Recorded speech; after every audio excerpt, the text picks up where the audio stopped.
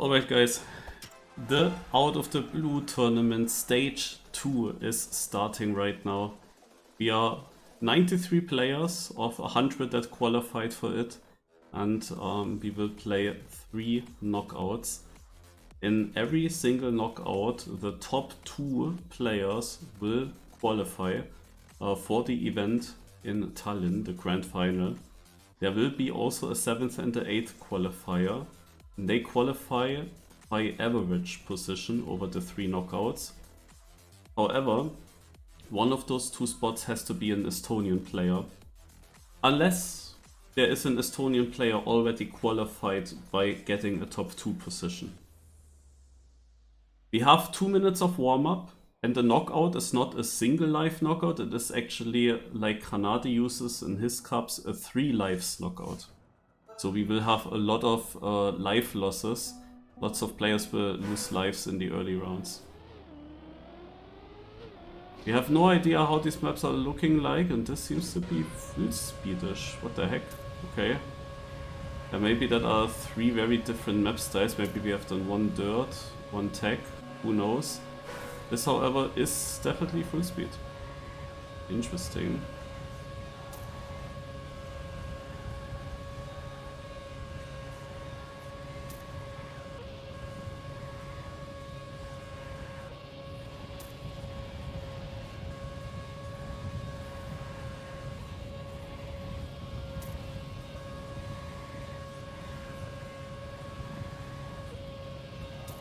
I guess that nobody saw that coming, that we have a full speed map here.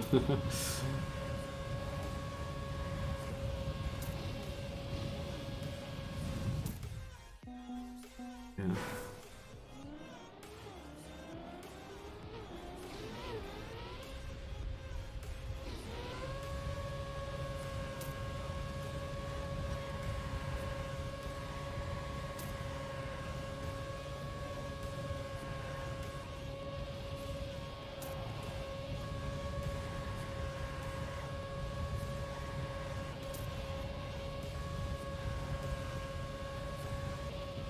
Oops.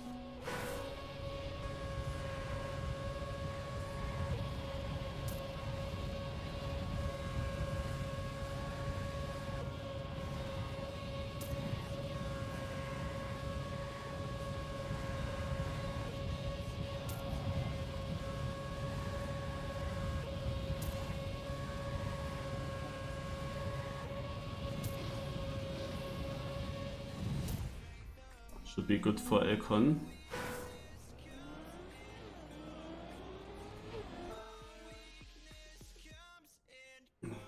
Let's go. 24 players will lose a life. Music fit perfectly.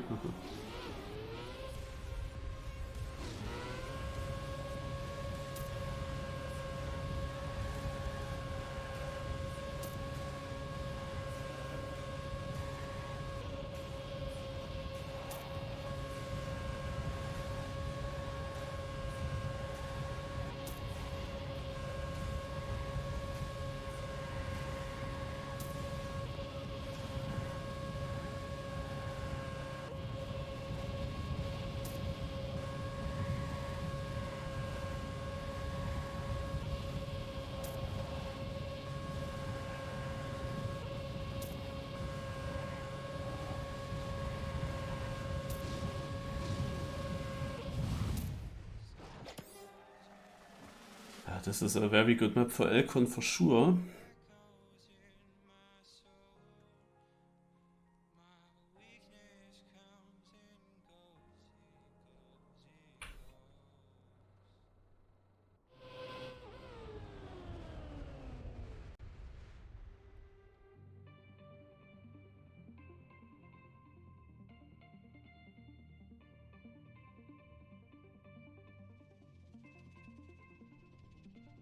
"89 players racing," if that's not a good sign.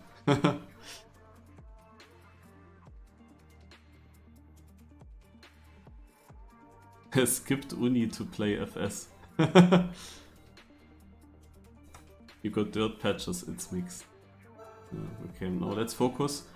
Due to the high number of life losses each lap, I need to be fast.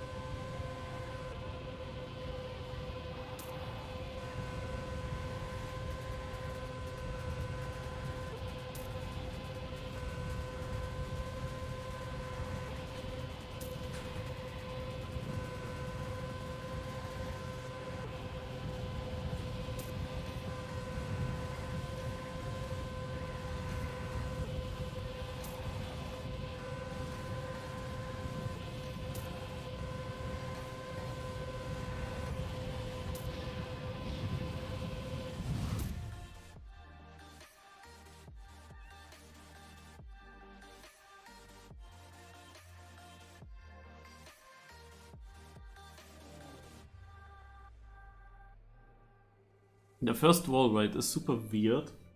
It goes longer than I think.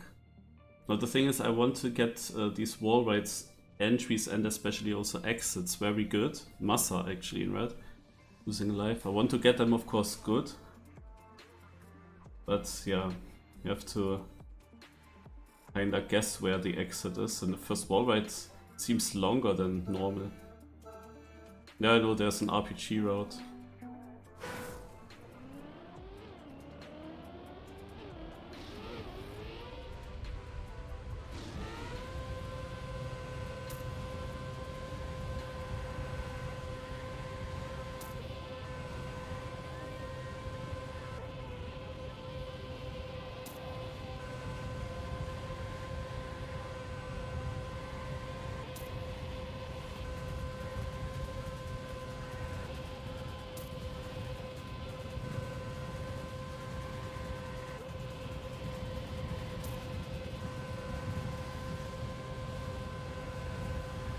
Ooh.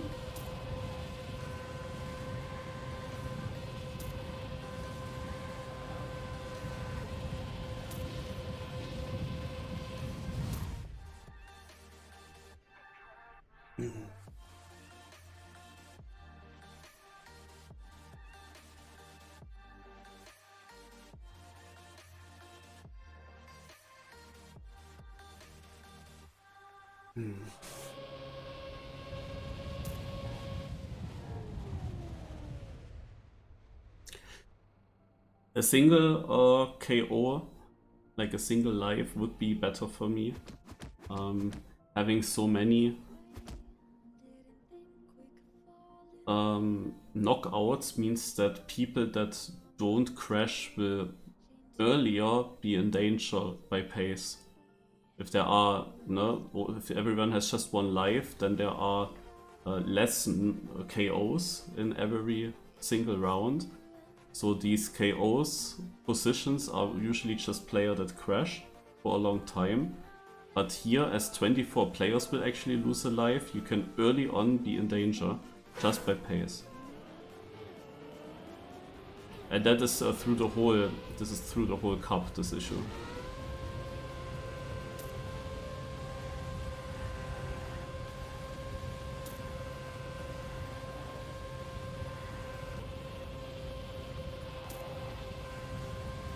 Even we have a bad start. I don't really know how to do the speed slide there, to be honest.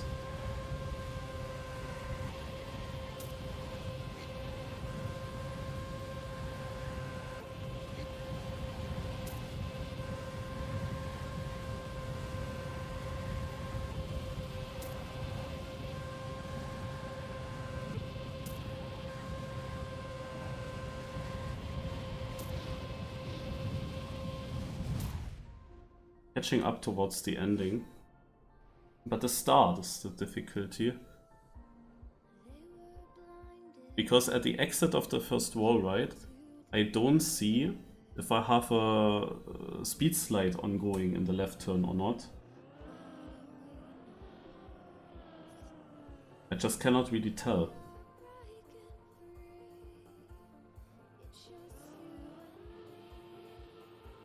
And I'm kinda stuck in camera 3 there. Massa is already knocked out.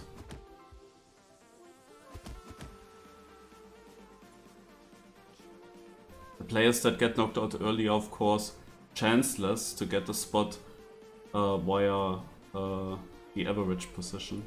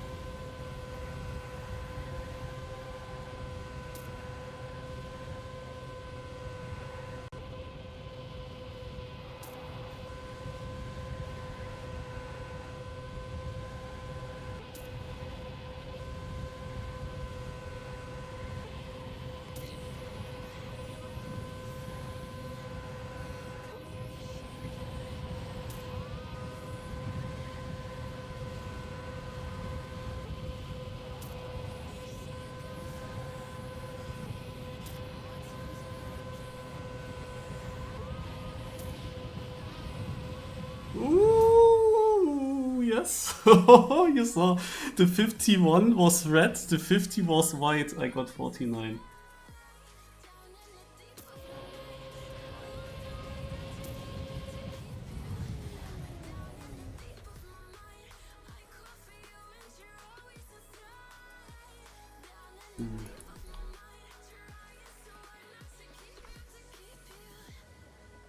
Naja, I would never break tap to be honest. But yeah, maybe I have to try that. And S4D is definitely not free, especially as you have this transition there. But it could be that from the elevation change you get something. Maybe you don't even need to break.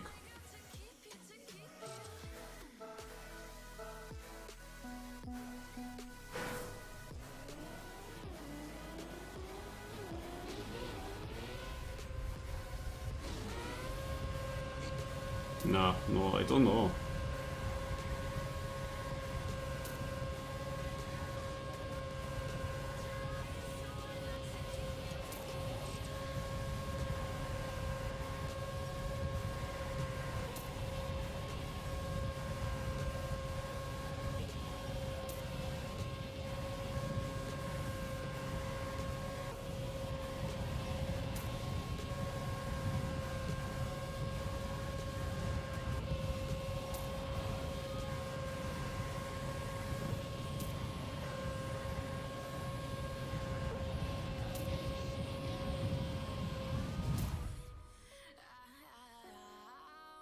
.89.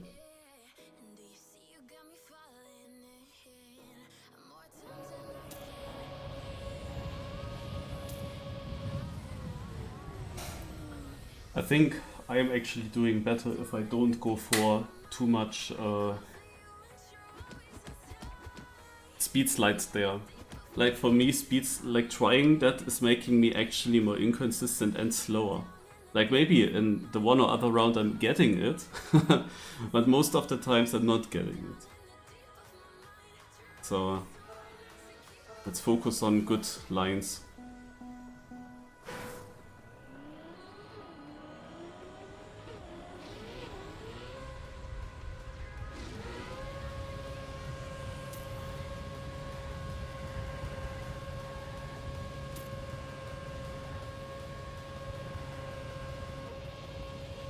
Look, 28th, and I don't try too much.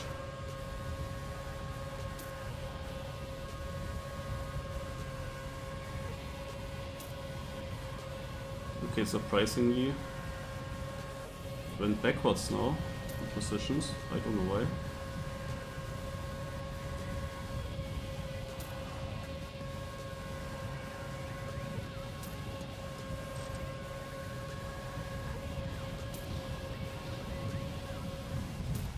Made it in.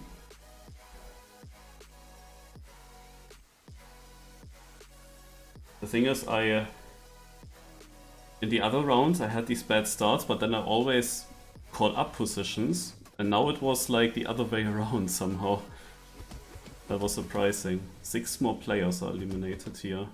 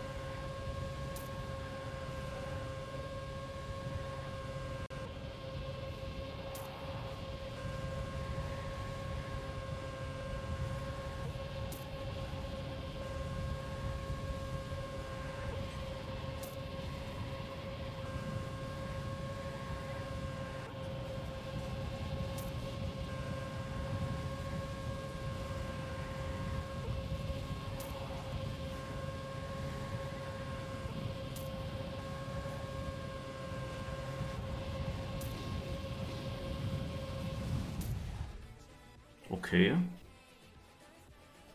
That is something that I like to see.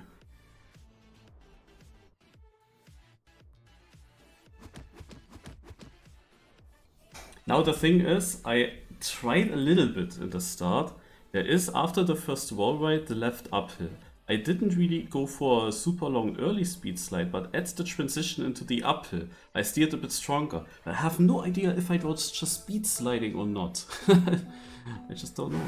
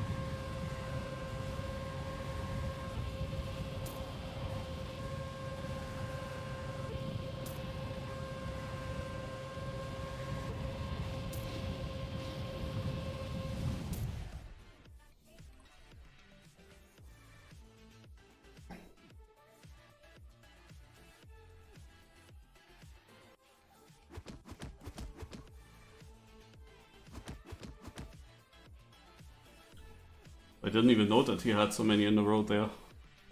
Well then maybe. Not impossible, I think, on this track.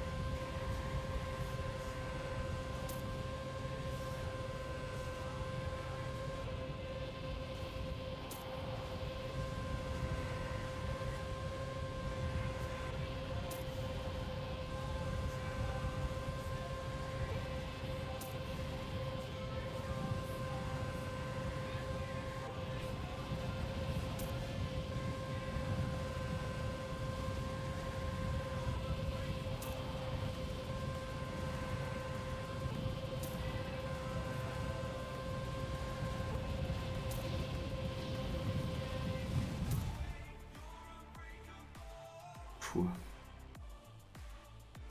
I'm an orange, guys. Just barely not losing alive. Yeah, now it's getting really tough. The thing is, it is so inconsistent for me how fast I am. Like, I never know what I get.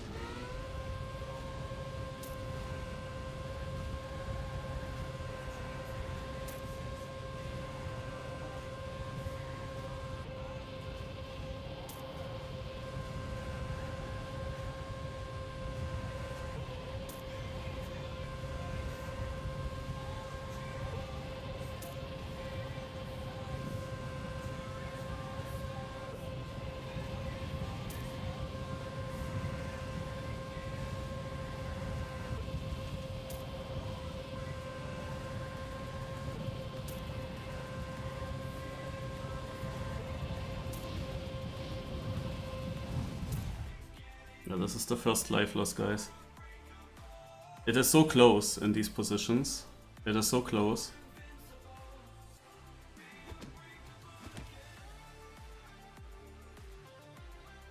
Like, nobody crashed in this round, literally. The whole field finished within 1.2 seconds.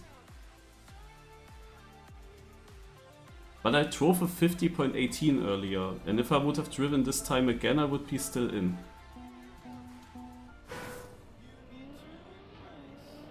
The problem is that I don't know why I didn't drive this time. I cannot say.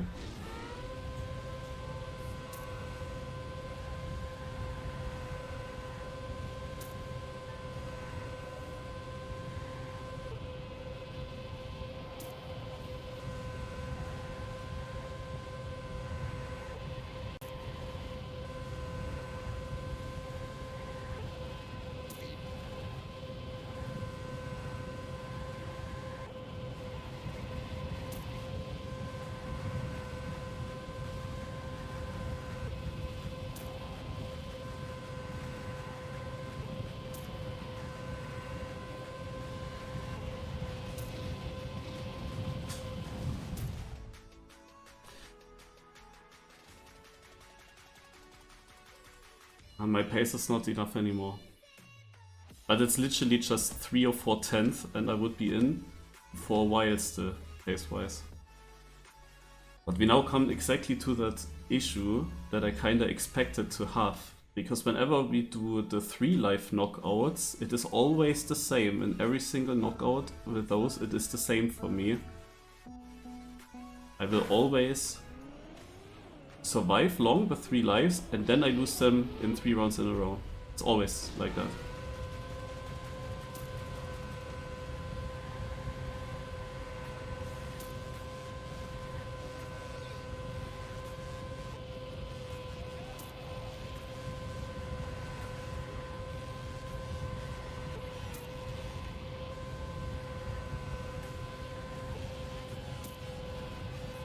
What happens in that sector that I have less speed?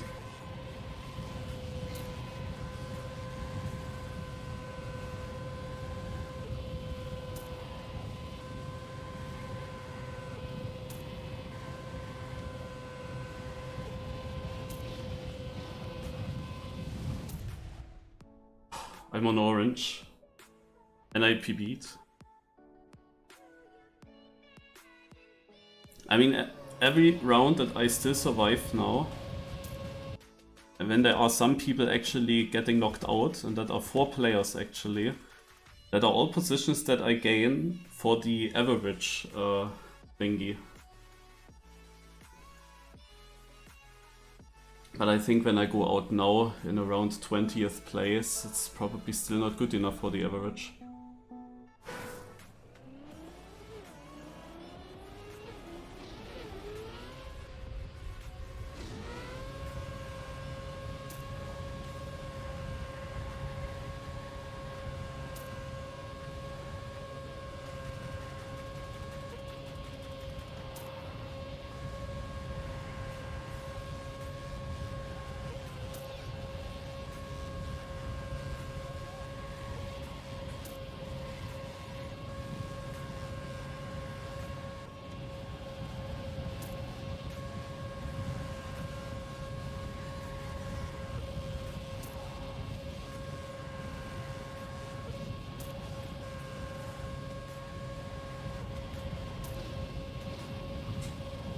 Nope, not enough.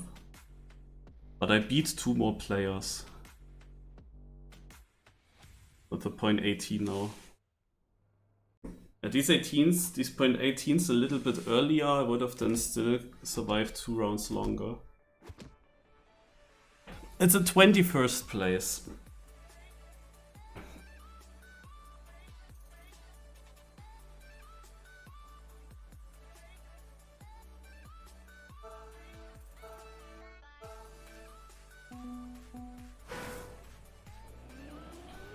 Nadia, let that be a single knockout system. Everyone has just 1 life. And many of these players that are currently in would actually be already out. But I I didn't have a single super bad lap or not a crash or something, I would be still in. Like, single live knockouts are definitely better for me. Oh, one guy fell down in this turnover. There's a big crash as well. Oh, Lingo fell down. What the heck, Lingo?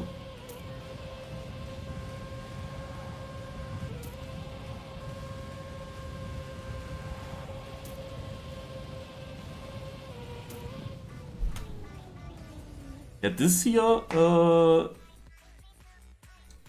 was a rather slow round. Also Andy Baguette kept his lives with a 0.2. So if I got to this round, I could have gone one further.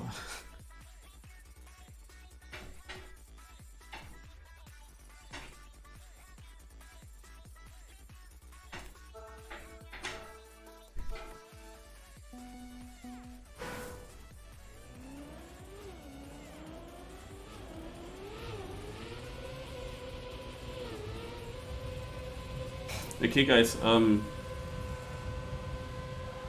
let's check also Div 1, Cup of the Day. So this comes left, and to the right I put Giuliano.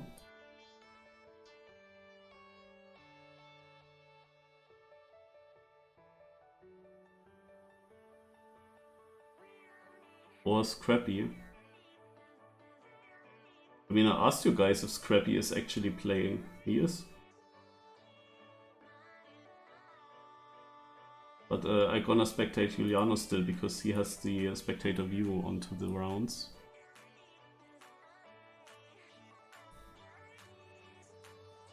So 3 people that had 3 lives are losing here.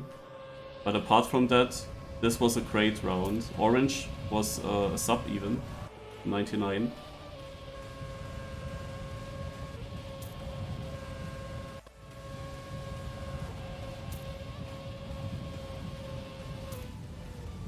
So, Cup of the Day still has good players. Of course, we haven't seen out the last few rounds if there was anything super close and tight in there. Of course, I wish to see extremely fast rounds. Of course, I cannot really judge what is fast, but let's see. Also, Maxtrack, for example, has a 0.79 PB. I hope, of course, that there will be a really sick, good round. And you can say in the end, yeah, was not winnable. Ideally. Because these Nesca maps, they are very crashy. I just wanted to say. Yeah, they are usually very crashy because you can risk so much and gain with that a lot.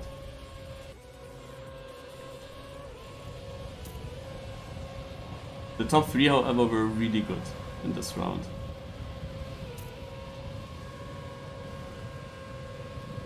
And here it's also mega close. Holy moly. That is extremely close. I think Andy Buckhead will lose because he has low speed. Yeah, Thomas Shaw stayed behind, but with 0-2. Actually, they are not even having much better positions than my 21st place. We are still 18 players, so it's all fine. Then let's check what Cup of the Day top 3 is doing. Scrappy, Levon, who got 2nd yesterday in the mini RPG of the week, I checked the results, and 12th. They come now to the part where Maxtra crashed, and Levon actually makes a mistake before that already.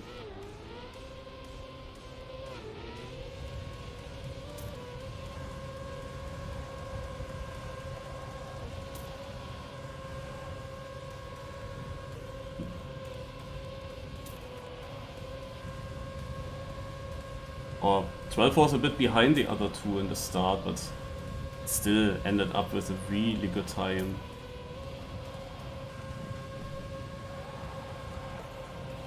Yeah, then I meant Wednesday, not yesterday. Okay, what do we have here? Quick. We have 4 people with 1 life currently in red. But Wosai, yeah, he's also at 1 life, so there will be massive knockouts now. But Wosai is the one that stays safe. And this overtake here, Andy Bucket overtook Quick? Ah no, wait, Quick has 2 lives. I look wrong. Now let's look at the Cup of the Day again, where 2 different lions, same kind of outcome. Also here, aggressive entrance by 12. Scrappy remains in the lead with the exit. This was an amazing turn by Scrappy.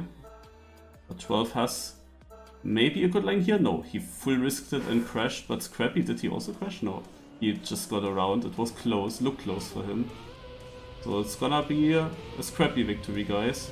And probably an impossible to win one, because he was very consistent at 0.7, 0.6, 0.5 all of these times.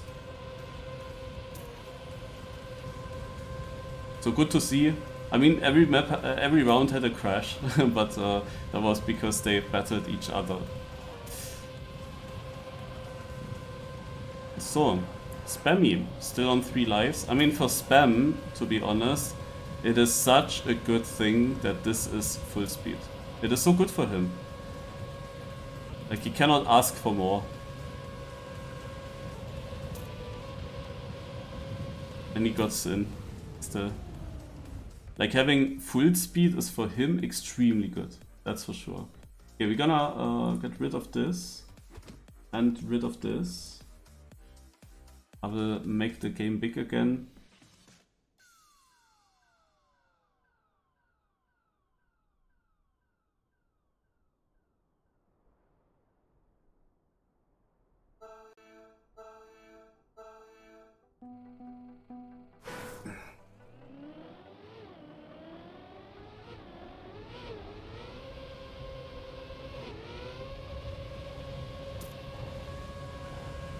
Can see a little bit lines from Spam. Yeah, also this is a speed slide here. Probably I should have gone for it a bit more with more confidence. Just trusting that I will have a speed slide and that the speed slide is also gonna be good. They have that speed slide so early already in a turnover. Usually going no slide there.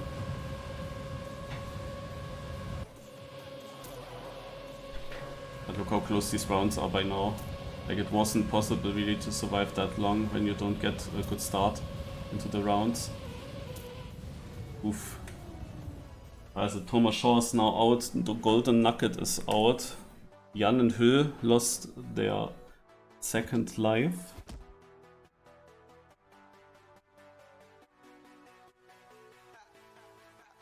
We still have Elcon, Hege, Pushti Topako and Spam with 3 lives.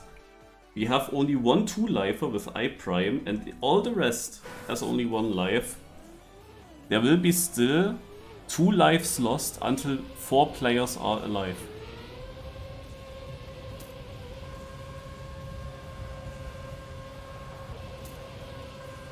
So it's still quite quick knockout, because that can rather go quick. I haven't really checked, but did Elcon actually... Did he already get not first? Like, did he have something else than the first place in the finish? In any round? Because I didn't look at it, but I could assume that he actually is on a clean streak. Like, I could see him doing that here. This is so close again.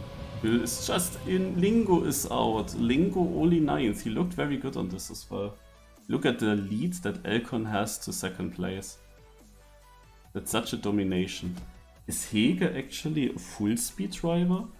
Because he is like not very known to me, to be honest. Also I heard the name, I saw the name, but the fact that he is actually having all 3 lives and this kind of pace. Hege has beaten Elcon?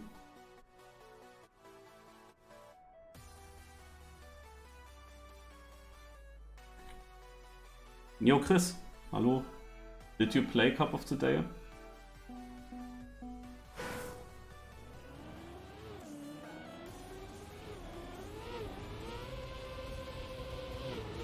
No. You can assume I was a little bit mad. Why does it have to be an amazing Cup of the Day map exactly in the one day where there is a competition at the same time? Like, why does Nadeo always do this timing-wise?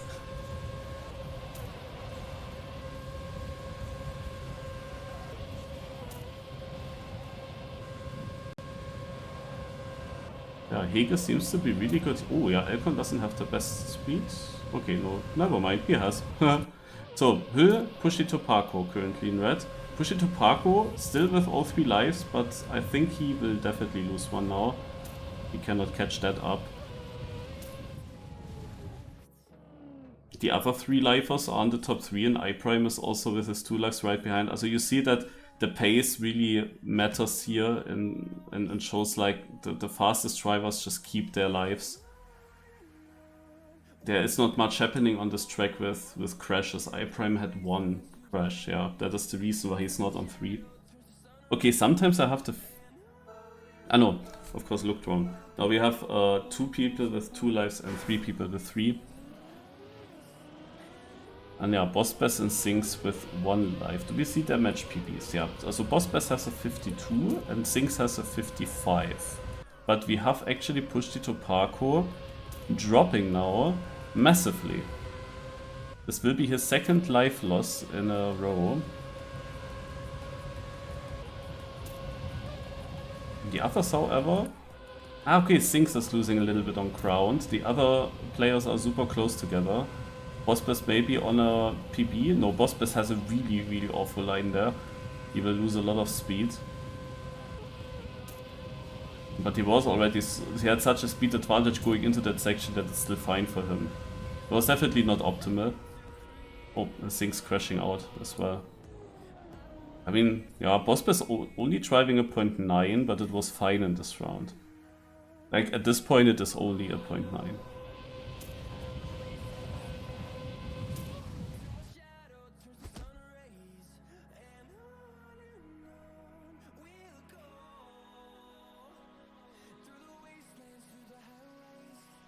Yeah, the competition is at 19 o'clock because it's Baltics and they are 1 hour ahead in time.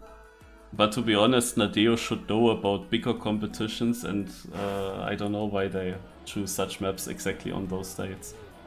Anyway, it will be now difficult for Bossbess pace-wise, and Pushy to Parko of course has this bad momentum going, losing in 2 rounds in a row some lives, and also here he doesn't have the best start. His PB is a 0.38 and he definitely needs to get close to that. Bossbess is actually doing well. Pushy to Parko was shortly missing a speed slide, hence he didn't really get good speed out of it. I think that he will actually lose all 3 in a row. Is he actually getting 6? That's like the worst possible position that was possible for him to get. Spam with low speed. That means Bossbess is securing himself a spot in the next round, and Spam is losing his first life. That is for Spam especially important in the battle against the other players like iPrime and Hege. Let me remind you how this works. The top 2 out of these players will qualify to Estonia. The top 2 will be qualified and will reach the grand final, where 8 players will be in total, and the last position actually already gets 300 euro. But it's not only about getting top 2 in this knockout and also in the next 2 knockouts. The winner of this knockout also achieves 100 euros.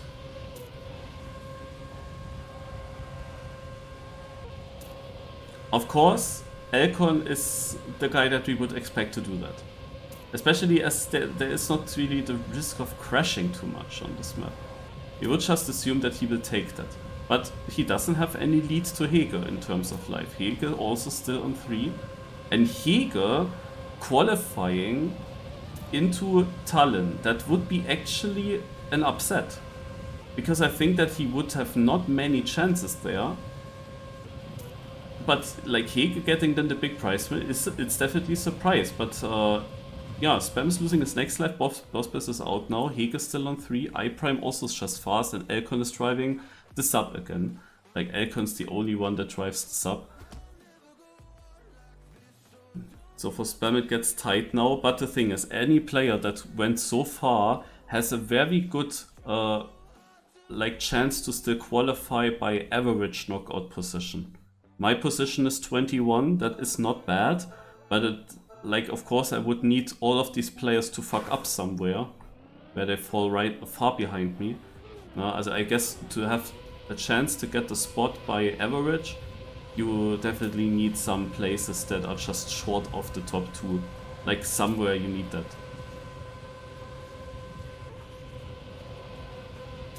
But of course all of these players would rather go into the top 2 and have the direct qualification.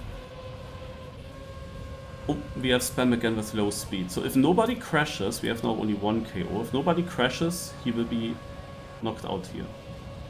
And then we have 3 players battling for the 2 spots. And yeah, I mean, iPrime is also a surprise. The fact that we have not a mixed map, but like rather a certain style, and probably the next map is a certain other style, that definitely helps these players. But it makes the Grand Final maybe this tiny bit easier. Like if you reach the Grand Final and the maps are maybe different there, maybe then actually mixed surfaces in the whole track and not just one style. Who knows? Or let's say if there is no full speed. iPrime of course did well in the Cup of the Day on the Crest map, also he is definitely good on these yeah, very normal tracks basically. But I guess that Hegel takes advantage from full speed, but I didn't really see him in full speed Cup of the Days too much. I cannot really say. But I guess that it is the style that suits him very well here. And if that doesn't come to Grand Final, then I have a good chance to get 1 place better already. We have an early mistake by iPrime. That is of course quite unfortunate, because that means that he is down on 1 life, and if he wants to get into the top 2, he would need to clean sweep now one of the other players. Hegel is on a monster run. Like, he dominates Elcon in this run. Holy moly. Yeah, he got a 48. GG. This is his match PB here. Elcon actually with a very slow run for his standard. That he could have actually lost a life if iPrime was getting a good run here. Because iPrime definitely drove a bunch of runs that are faster than Elcon's time from this round. Like, imagine that would have happened. Suddenly Elcon would be down alive. And Heke would be leading this. But now they are still equal. And iPrime is the guy that needs to deliver here.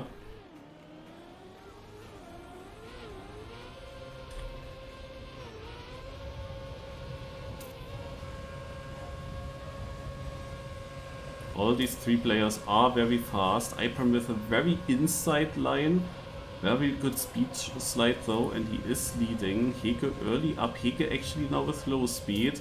Is it the classic after PB then a worse round? He didn't crash yet, but it seems like impossible to catch up at this time, at this moment. However, iPrime had a very bad part there, where he definitely dropped a lot of speed. You see it when you compare him with Elcon. And his speed advantage to Heke turned into a disadvantage. It will be really close towards the ending, but iPrime will just be ahead still. Now Heke actually with a slower run. Only 0.6 after he drove a 0.9 last round. So also these players still have like a bit of variation in their times. Now Elcon is finally the only one in the lead with 3 lives. That will help him definitely in the 1v1 that he will have at some point, most likely. Going into this 1v1 basically with an advantage of some lives. But we saw Heke could actually beat Elcon. iPrime maybe as well, but only if Elcon has some bad rounds. Now, however, it will be tough for Heke, for iPrime. He still needs to beat Heke twice. And this round Heke has a good start, and he has sick pace as we've seen in that other round. And I think that this will be it. And we have Elcon and Heke qualifying to Tallinn.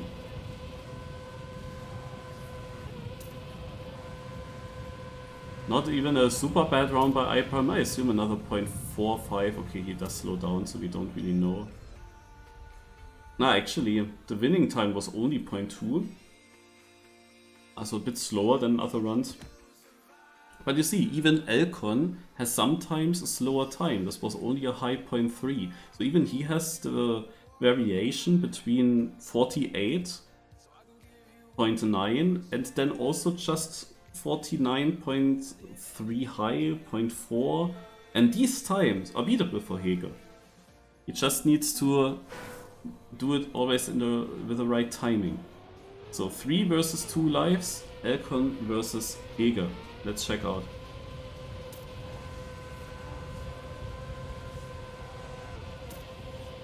Elcon with a very inside line, and he got it really good. Also with this early speed advantage and time advantage, I think that this round is gonna be already decided. Unless Elcon would make a mistake here. But pace-wise, yeah, this is just full speed. Of course, there are more and more speed slides, but Elcon is obviously not failing those, so it is quite decided early on in this round. Maybe it's actually a super fast lap as well, who knows, we will see what it is. 48, yeah, it's a 48.9. He drove multiple of those, even though his record is a 92. I saw at least 3 times driving him 48 already, so it seems to be close to the limit. Hege says he can't drive anymore, his hands are shaking, but to be honest, at this point, you're qualified. Of course, there's still the battle for the 100 euros, but you're qualified. It should take a lot of pressure away, to be honest. But yeah, let's see. Hege doing a little bit of a flow trick there. Elcon with an early lead.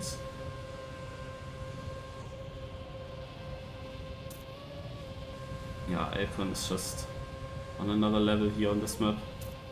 He didn't clean sweep it, but for such a competition with so many good players, but of course, full speed players, there weren't that many.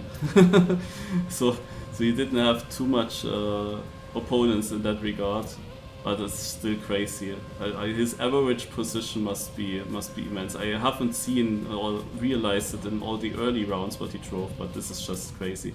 Another 49.02. I think that he won probably 80 to 90, maybe even over 90% of all the rounds. And if he didn't win, like, what was his worst position at all? Really, really dominant. I don't think that the qualified players can play another time. I would be very surprised if they would do it.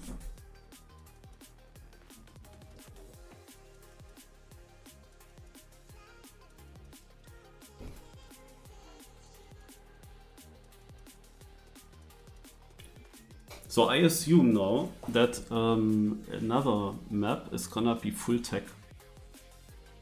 If that happens, then of course everything back to 0 for Massa, and he could qualify on that tech map.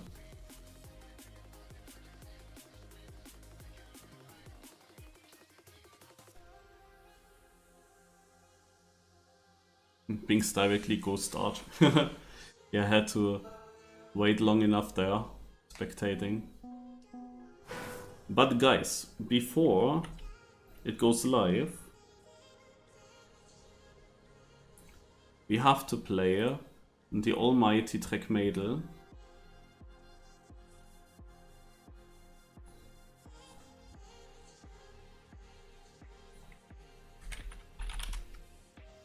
Oh, it is. Wait, it could be. It could be Flyer.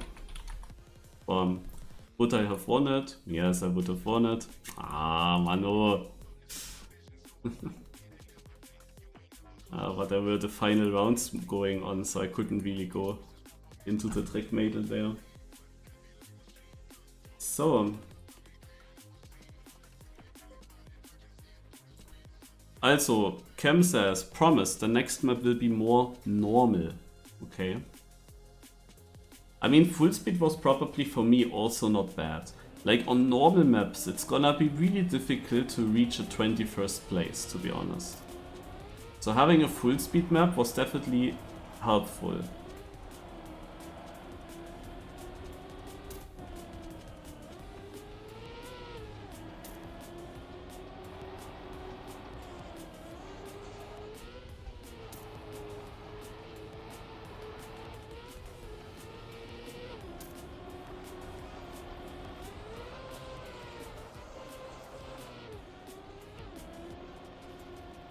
Was one of these typical Elcon wins where he just keeps all his 3 lives. Like you could put him in with just 1 life, everyone else has 3, would be the same result.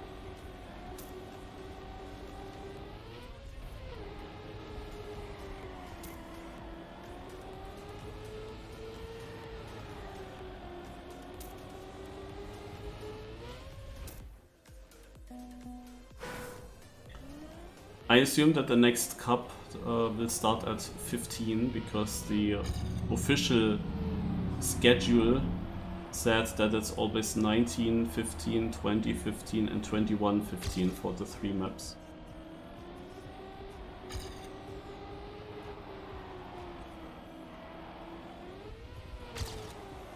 Now, there's one thing that is a little bit unfortunate. It reminds me of the Trackmania United Cups a little bit. So my best shot to qualify will be by the average position. After that 21st place, I'm not completely sure if it's still really possible with that. It really depends on how the others are playing. But like, just by logic, no, getting far is possible, but getting top 2 is just hard. Now the thing is, the leaderboard for the average position, it won't be tracked.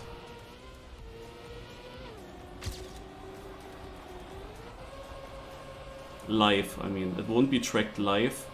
We have to wait for the announcement after the cup. The admin said that he wants to do it in this evening. He wants to announce in the evening who is the qualified player through this. And there is of course another player qualified also by average, which is an Estonian player. Now the thing is, there aren't that many Estonian players in the, like, not so many went into the top 100 here. You will see Sudo made it, yeah, and otherwise Marchieli and Morioka, and I think that are the 3. There are 3 Estonians in the top 100, and one of them is guaranteed to get to Tallinn, to qualify for it. One of them is guaranteed to get that, no matter how bad they play or how good they play. I actually didn't really notice now on the first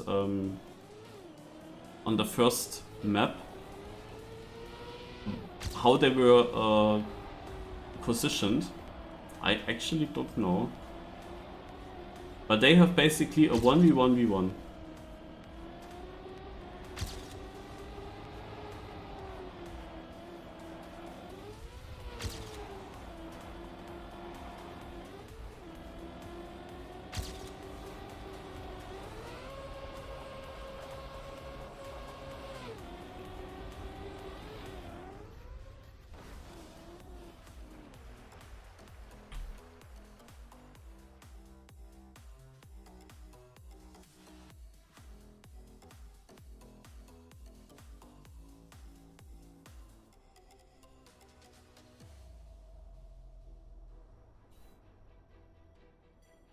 Also in the time attack, I can say one of them was far up in the rankings, and I think Sudo was only just barely qualifying. Sudo was, I think, just barely in, and Marchieli, I think. I'm not sure, Marchieli, Morioka, they both start with M. I kind of remember the M. One of them was really far up, like top 10-ish. But of course it doesn't matter, because now it's fast learn.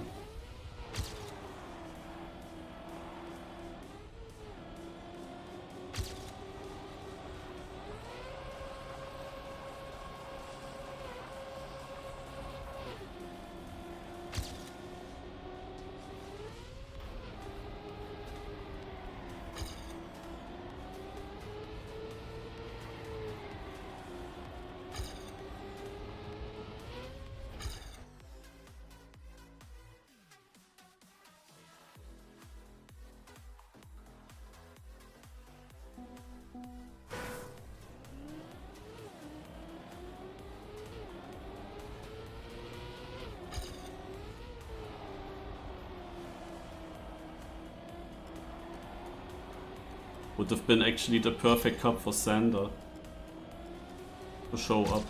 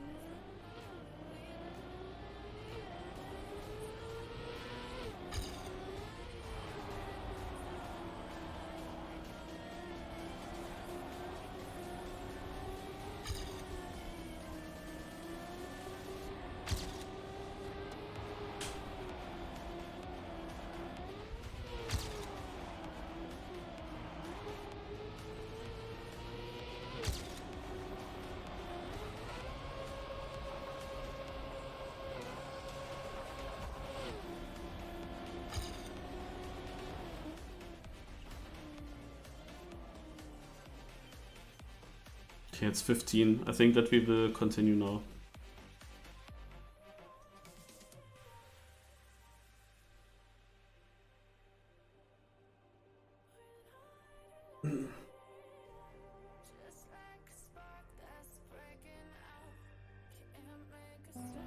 Interesting.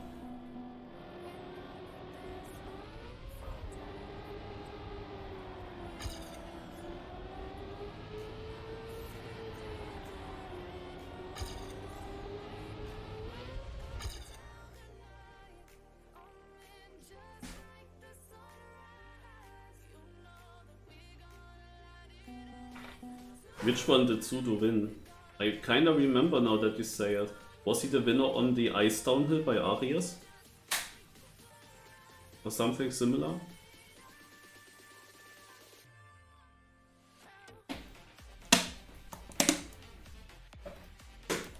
No, I know which map. You don't need to tell. I know which map. I know which map.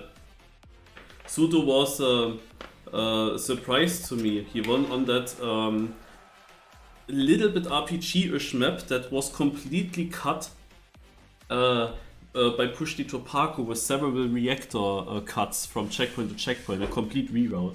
One of the nominees for cut of the year or reroute of the year for sure. Yeah, Sudo won. And then I saw him in many RPG-ish events. Also he's more like RPG player, I would say. But yeah, he came out of nowhere. It was an unknown name for me at that point. But he did pretty well in Fastlane and in Knockout. I think that he just barely qualified, but he might be the Estonian to make it. However, I have no idea how they positioned in this first KO. And full speed is of course something completely unique. So it's hard to say. Okay, we move into the second map, guys. Out of the blue, Emamori is the map. We have only 2 minutes warm up. Need to be quick with learning the track. Let's see where to go. I guess it's a full left turn here.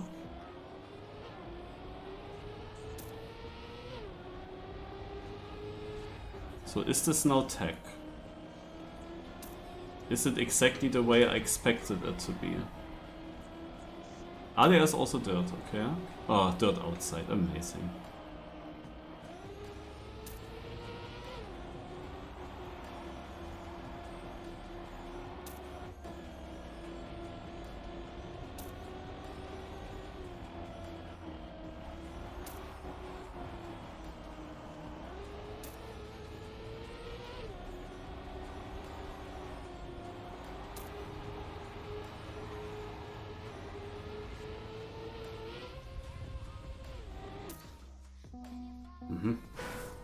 Interesting finish.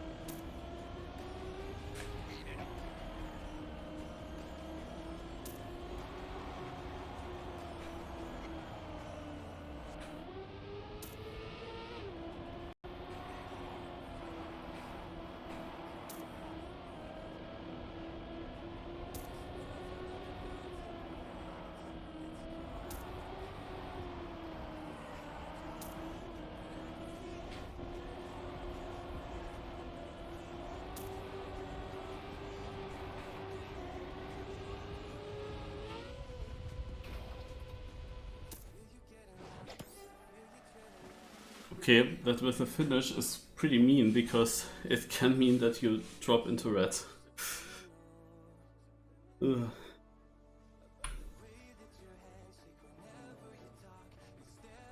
Obviously I got to finish first try.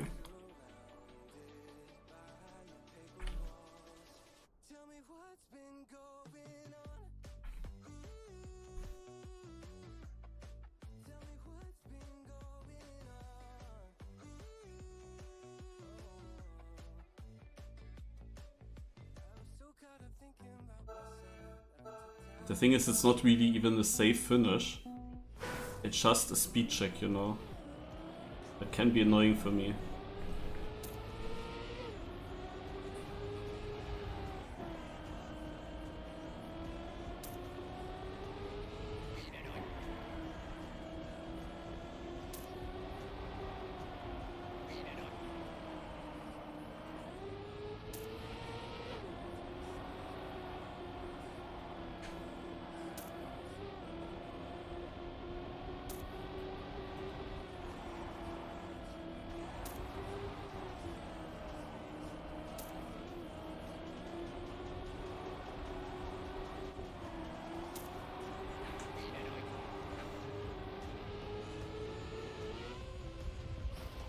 Dude. How did I do this first try? What?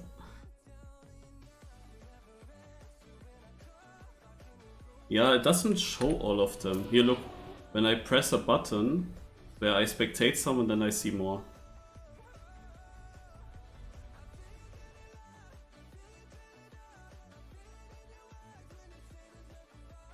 I need to... I press the button where I spectate then a player, like a random player that is just having the hotkey one.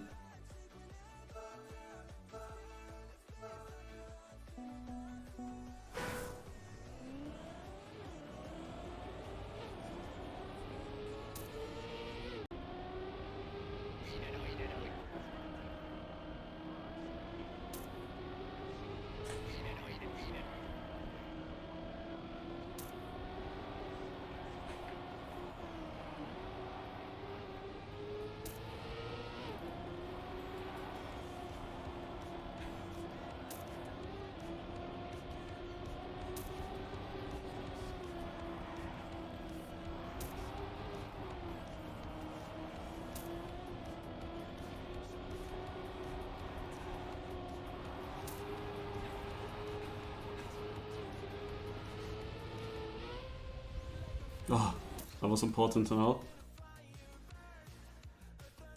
I made a lot of positions. And so you need to full risk this last turn. You need to full risk. It is so tight. I don't know how I managed to get that in my first try when I didn't know the map. But yeah. This is annoying because it's a risk part. You just have to hit it. And it's just so slow. The safe finish is just too slow. Like the finish that you bump in should be at the same spot than the risky finish. You just jump up. But I think it is behind.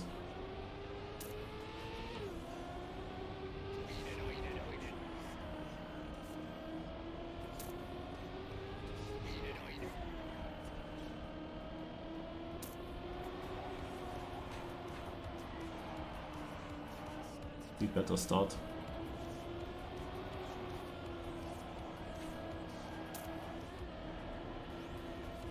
And we also have a nice dirt outside corner where you need to keep the gear.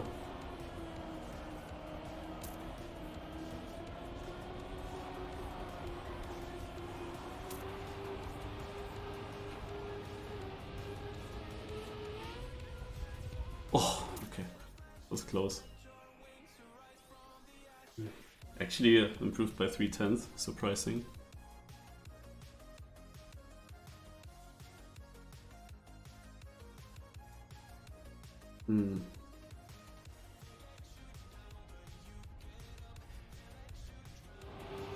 There are a bunch of people in the top places that already lost 1 life.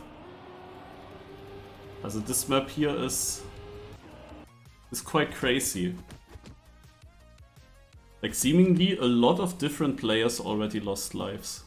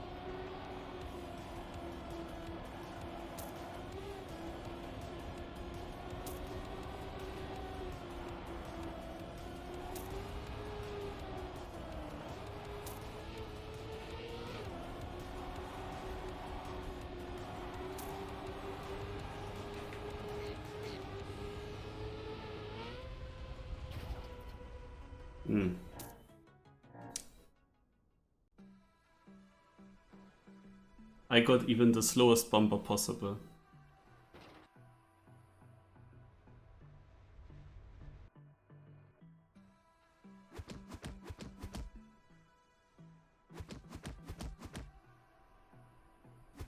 "14 players eliminated. What the fuck?"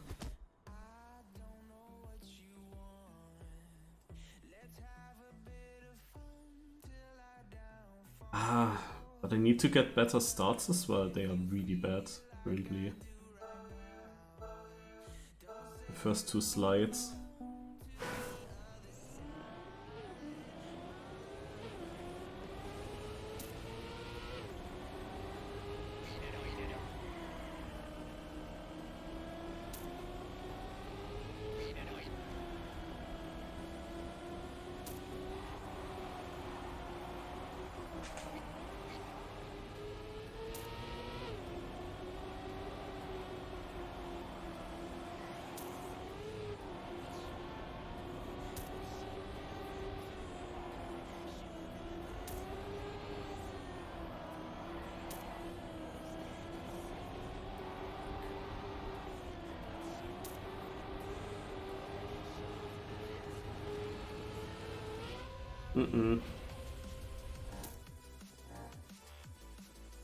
No, this sucks. This map is like not good for me.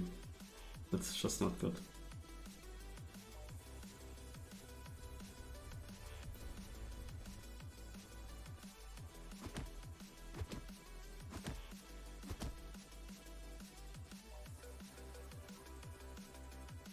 That's just such a mean fast finish. When you don't get it, then you know that you will drop alive.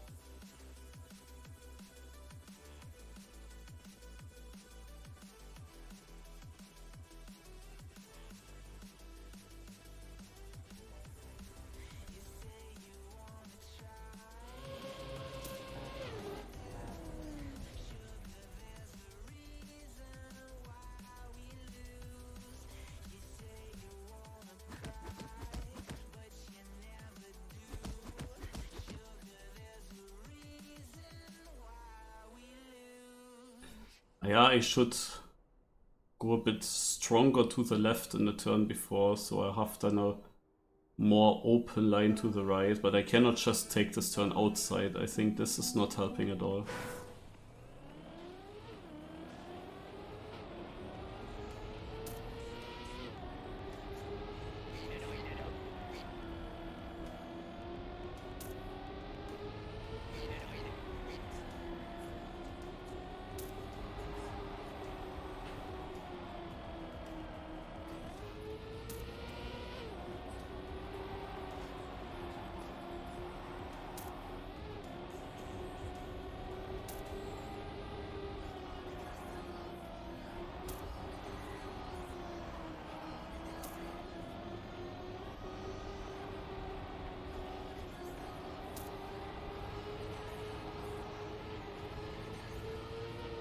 Should make it.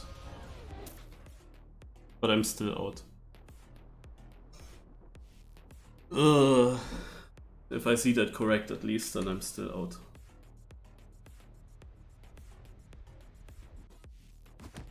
But look at the amount of players. I beat a Coco, Aurel, I beat Tween. But yeah, this map here, this is of course really not a good map for me. Like the just normal cup of the day style, but with the risky dirt outside line to keep the gear and with the risky finish, where you just lose so much time if you don't have the speed, like that speed check. And now you even... Now it was already too slow actually, even with the fast finish. Also, qualifying by average is not happening. We have to check what the last map is gonna be, and if I can reach a top 2 there.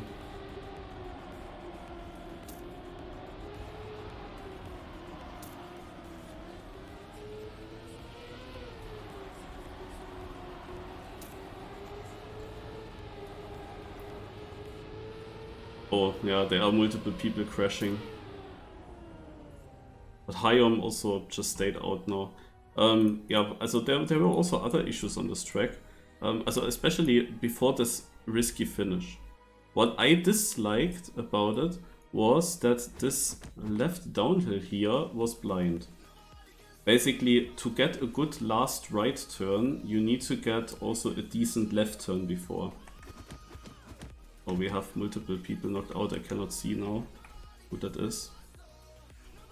You need a very good left turn, like a clean line through it, so that you can get a good ending in the right. But here, the left turn is mega blind, plus you lose a little bit of grip here when you go into the downhill, and it always is a little bit different with how strong the car steers in, and then you see the turn just when you basically go over this tip.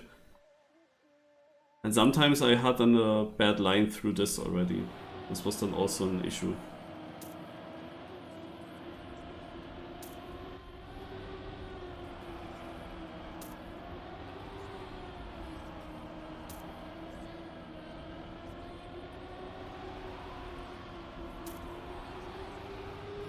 Massa might have it difficult now. I don't think that he has the speed. Can that be enough? That is enough. Well, why is that enough? Like that line looked slow. He didn't even take the full space. You see a lot of players here are crashing against this edge. Because this edge sticks a bit into the ideal line, you know? I mean, you see it very well here. It is annoying, this edge. So a lot of players try to maximize their exit speed by opening the steering on the dirt so much that they just go really close to this edge. And you see a bunch of players then crashing there. And I also felt like forced to take it that risky. I'm really surprised that Massa was fast enough. Because he wasn't even close at all. Oh, Massa is now in danger though. He wasn't even close at all. But why is Massa crashing in the tech part? I wonder.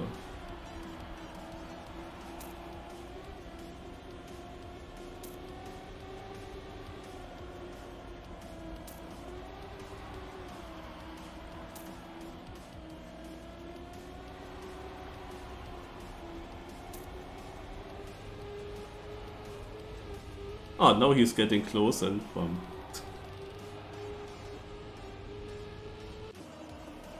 he's training it now.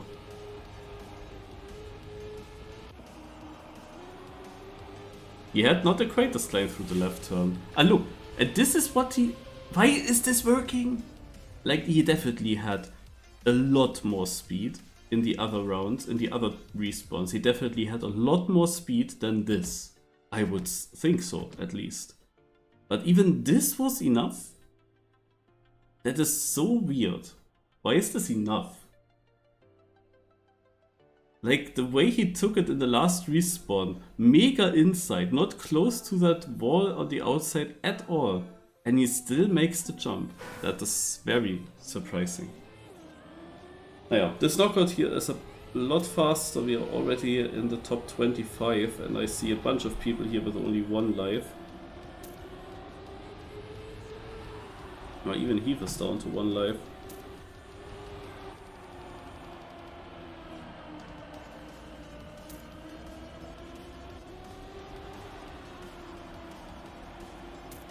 The thing is, it's such a standard map, like, nothing happens on this track, in this field.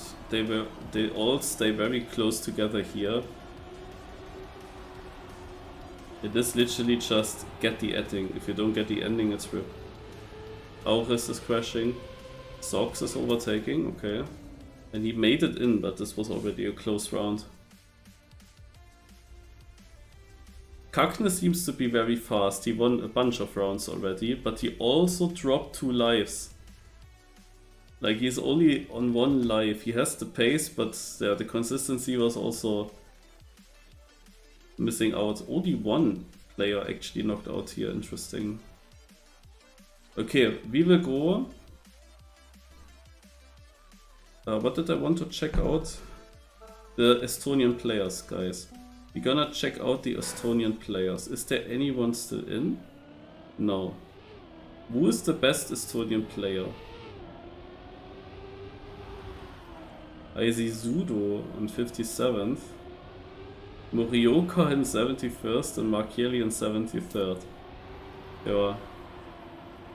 The sponsor for this event requires that there is 1 Estonian player in the final. Which is understandable, but of course when you see how hard we others have to fight to get one of these qualification spots and how easy it is for them, being only 3 players and they don't really need to place themselves very good.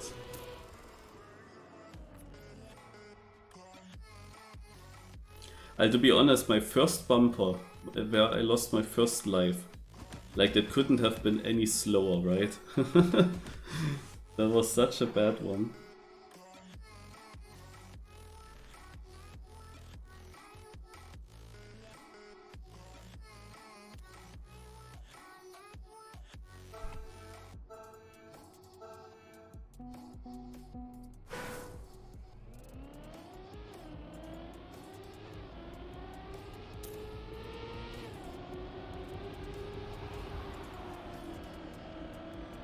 Unless Pseudo qualifies and it's an RPG stylish map, then actually this is like imagine that, if that would actually happen. The whole story of Pseudo winning this competition in the end.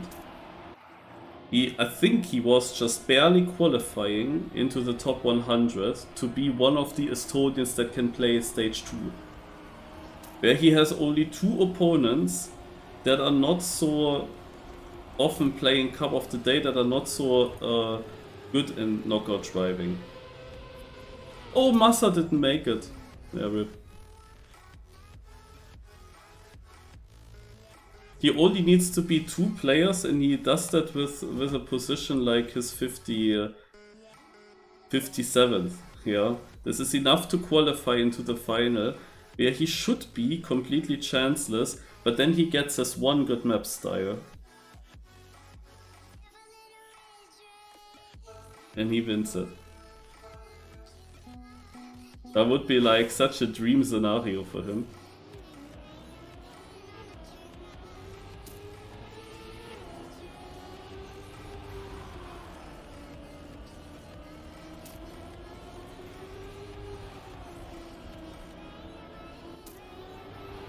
Also Massa is now in danger, with only 1 life left, but that's also the case for so many other drivers here. Still 3 lives we see for Lingo.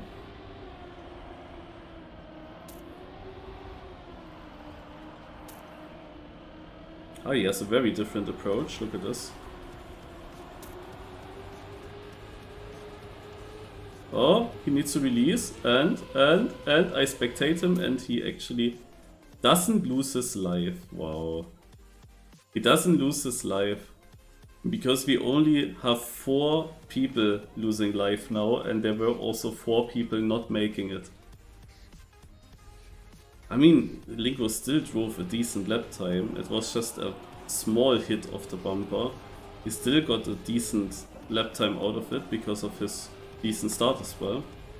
But I think there were other laps where he would have been losing the life with such a time. But the fact that we now are down to only 4 people losing a life makes it of course possible to survive. But yeah, he remains the only one. He is actually the only one. We have Binks, Vosai, Quick, Spam, Jadon and Visi with 2 lives. But we will spectate Massa.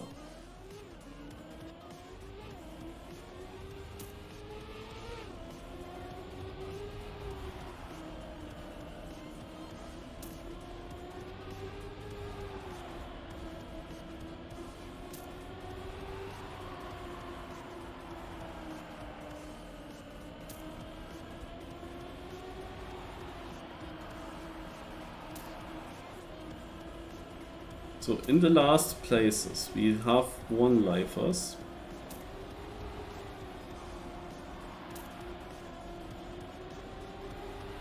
Can we see from Nabla's perspective who is last? No, Auris is last.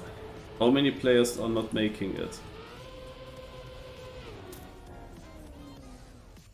I had to go away from Auris because I saw that he will crash. Auris out. Loudest DNF, so Auris wins 1 more position. Interesting. Mi4 out, Clear Vision out.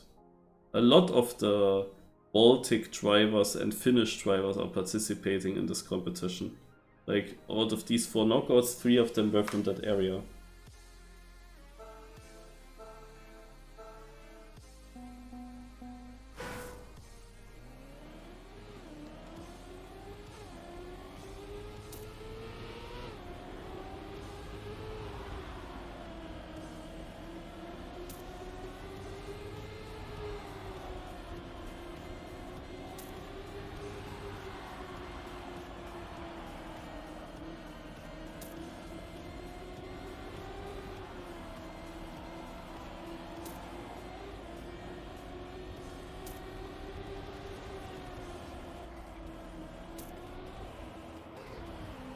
Oh, Bill is laggy.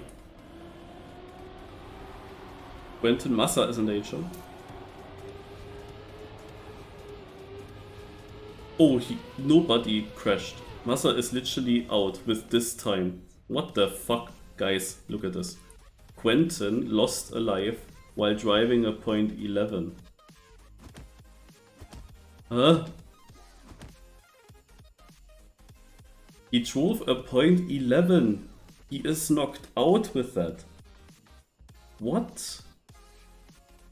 That was actually crazy.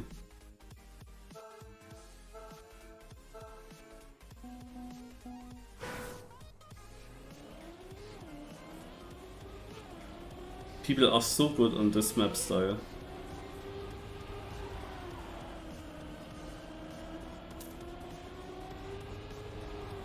Hello, was?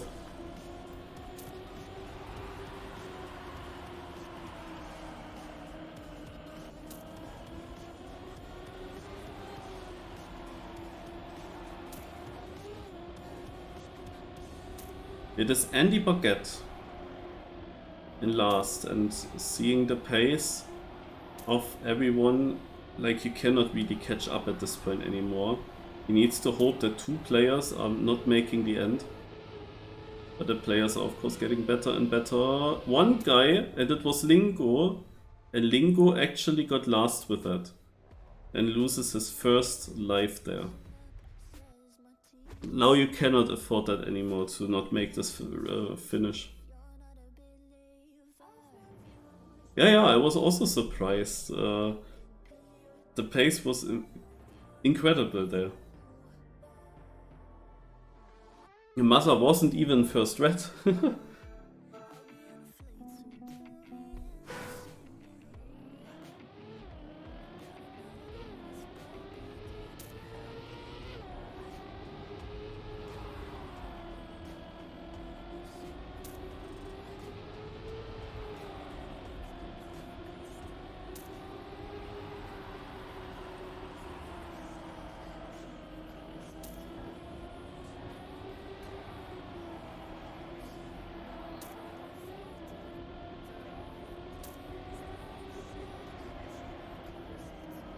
Actually, many of these players have 2 lives. It is literally just one single driver, and that is Nabla, who has not 2 lives.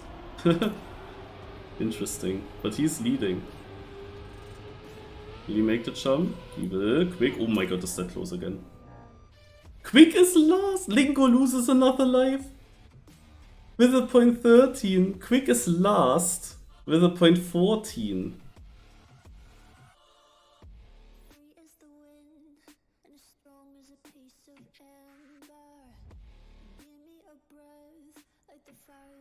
Lingo losing 2 lives in a row. That's always annoying because you have this bad momentum going on. It's very difficult to perform now and not have the 3rd life loss.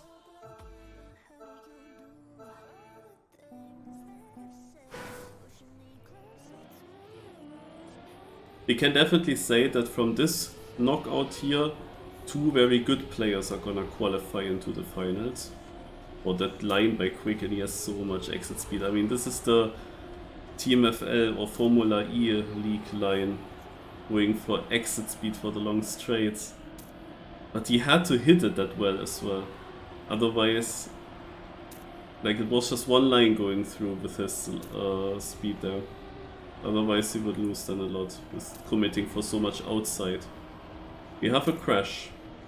And the crash was done by Spam. Is Spam now Mr. Lucky and gets saved by another player bumping? Oh, he bumps himself. Lingo actually did bump. And Lingo is out. Lingo is literally knocked out now because the ending was just too inconsistent for Lingo. He did good in the other parts, but he didn't get the ending. 3 times he lost a life just because he bumped into the finish, and many other times he bumped and it didn't cost him a life because he was far enough in front, the round was easy enough, but all 3 life losses came from these bumps. To be honest, this finish sucks. Like, it doesn't belong on such a map. it completely ruins it, kind of, because as it completes your knockout as a player. It completely ruins it.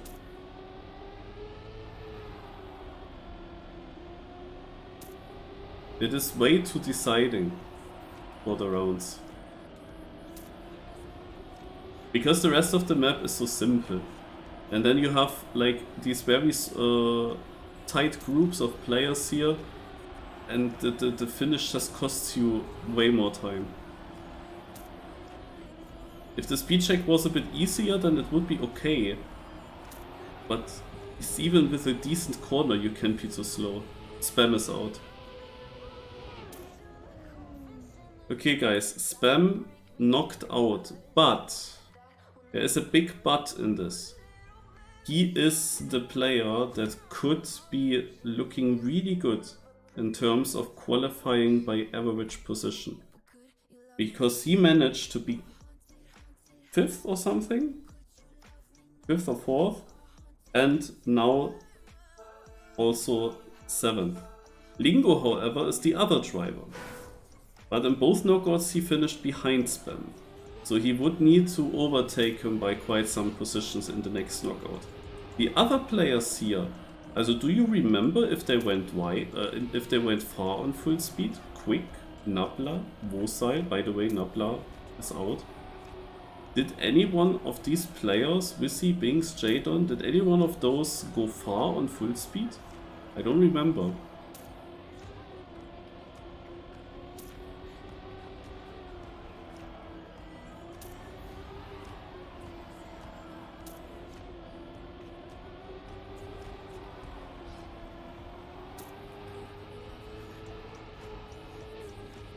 But currently, Spam should be the leader. Look at Shadon's time. He actually lost a life with a .12 as well. I completely forgot that we still had 2 KOs here, 2 life losses.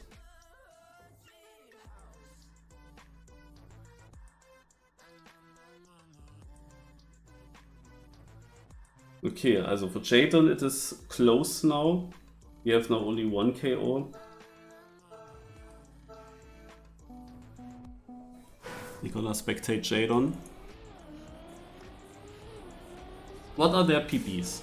Jadon has a 92, Vosail has a 99, Wissy a 98, and Binks has a 92 as well. But Jadon literally has the fastest time, but he's the guy with only 1 life.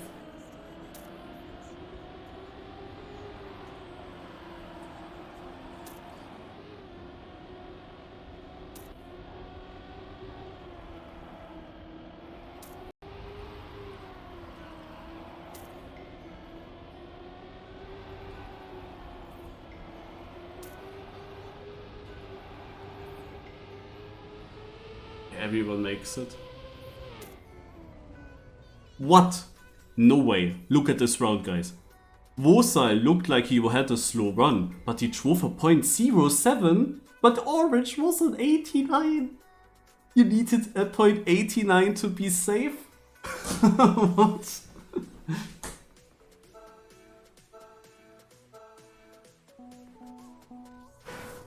On the right side, Bester.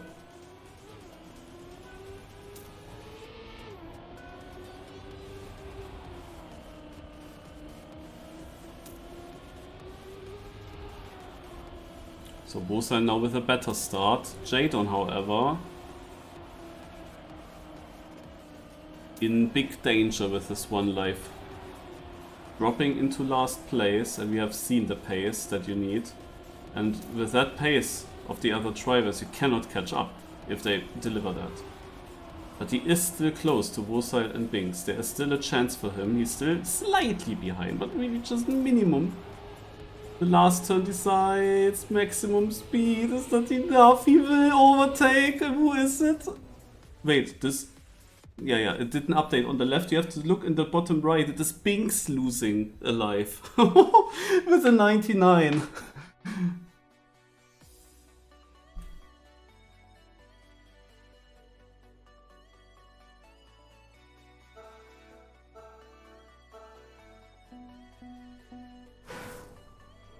So now only Visi has still 2 lives. Let's spectate him.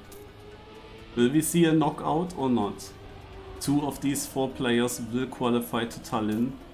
One of them will actually also win 100 euros.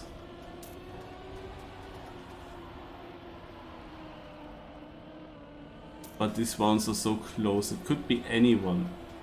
Like, you lose life with a really sick time. They are within a tenth to their PB in the finish and could lose a life. Everyone needs to, like, there were also some players with only 0.99 PB. Yeah, here Vosile, he needs to improve this, and I think he is currently improving it. What is this round again? It is so tight, and this Pink's actually out. I thought he would be the favorite. He drove a 96, he's out. Vosile PBs to a 0.92, while Visi has an 87 and Shade on an 86. Like, these 3.8s, yeah, that was basically PB for every player there in that round. What the heck? Also, this knockout here is incredible. And now we have not many rounds to go, not many rounds left. Maximum 3 rounds, because we have 4 lives. Would also be only 2 rounds left if Visi doesn't lose a life. Always different lines with how far outside they go. But yeah, Visi currently in last. We wouldn't see a knockout now. It would be delayed by 1 more round. Wu is getting through, but he gets from last to first in this right turn. Okay. Visi looking strong again. In the lead. It is Shader versus Vosile. This is about Wu gets to Tallinn and Wu doesn't. Who of them is it? I don't know. It is again tight, but I think Jadon has it. He has it. With a 95, he beats Vosile. Visi does a 0.84. And he was last. He was last and he did a 0.84 in the finish. What of a perfect second half did he actually drive? Binks and Vosile both don't make it on the direct way to Tallinn with this knockout. But it is Jadon and Visi. And now for the 100 euros, it continues. Will we see now a bad round? Because like the pressure falls a little bit and maybe also the focus, or are they still both fully focused to get this first place in this knockout? Visi had a bad start last round, still did it 0.84. Now he starts with a mega start. So if he... Wow, that was close. If he does a good ending again, he might drive 0.7. And that would be Hala deserved first place. Also Jadon has a verse line basically in every turn here. This looks extremely good for Visi.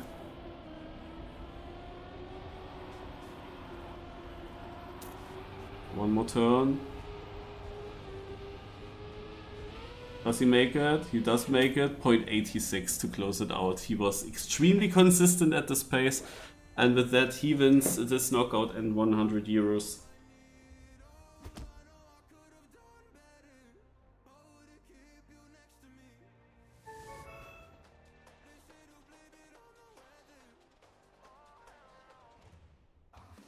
Bobsleigh, yeah, okay, I would take that.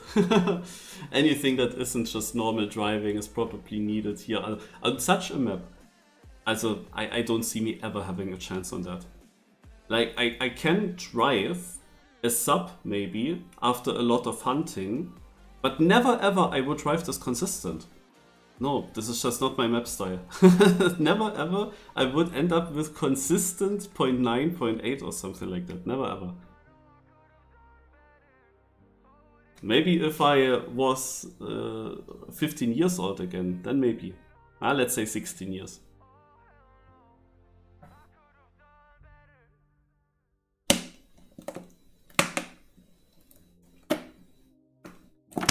Oh, I would be so...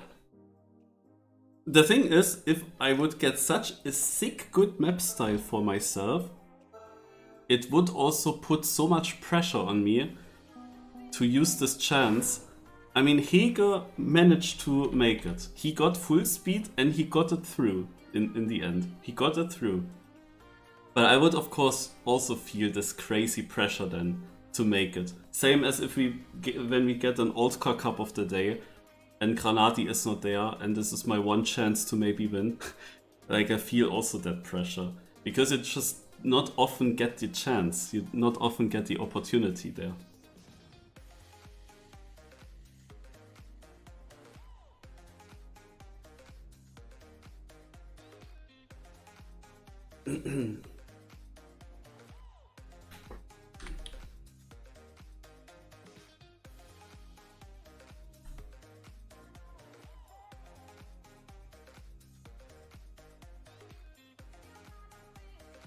No, doesn't have to do with World Tour. I would also be surprised. There was something in that regard. Okay, I think I go on to toilet shortly.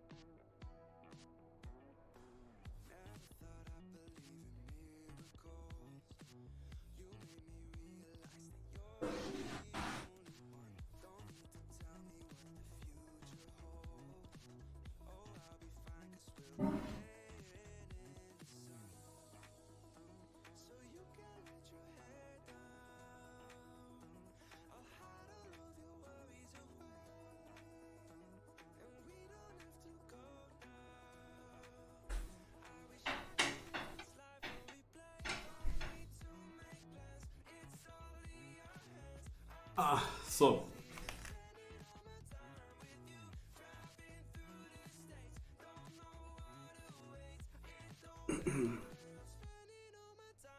Yeah, World Tour, like we had the RMX Cup, the Random MX Cup, actually had on Sunday, last Sunday, a tournament, a duo tournament. I think that all the streamers were kind of missing it, apart from Yannex. Because no Scrappy, no Spam, they were all not there, they were all in New York, no Granadi. And also no Marius, because obviously it happened in a weekend where I was at work. I would actually like to see footage. I really wonder what kind of maps they played in this event. Because usually the Random MX Cup has then weird mini-maps. But I guess that they cannot do that when they want to include it into Team World Tour.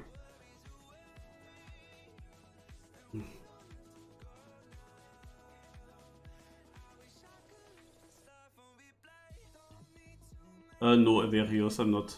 My parents are here.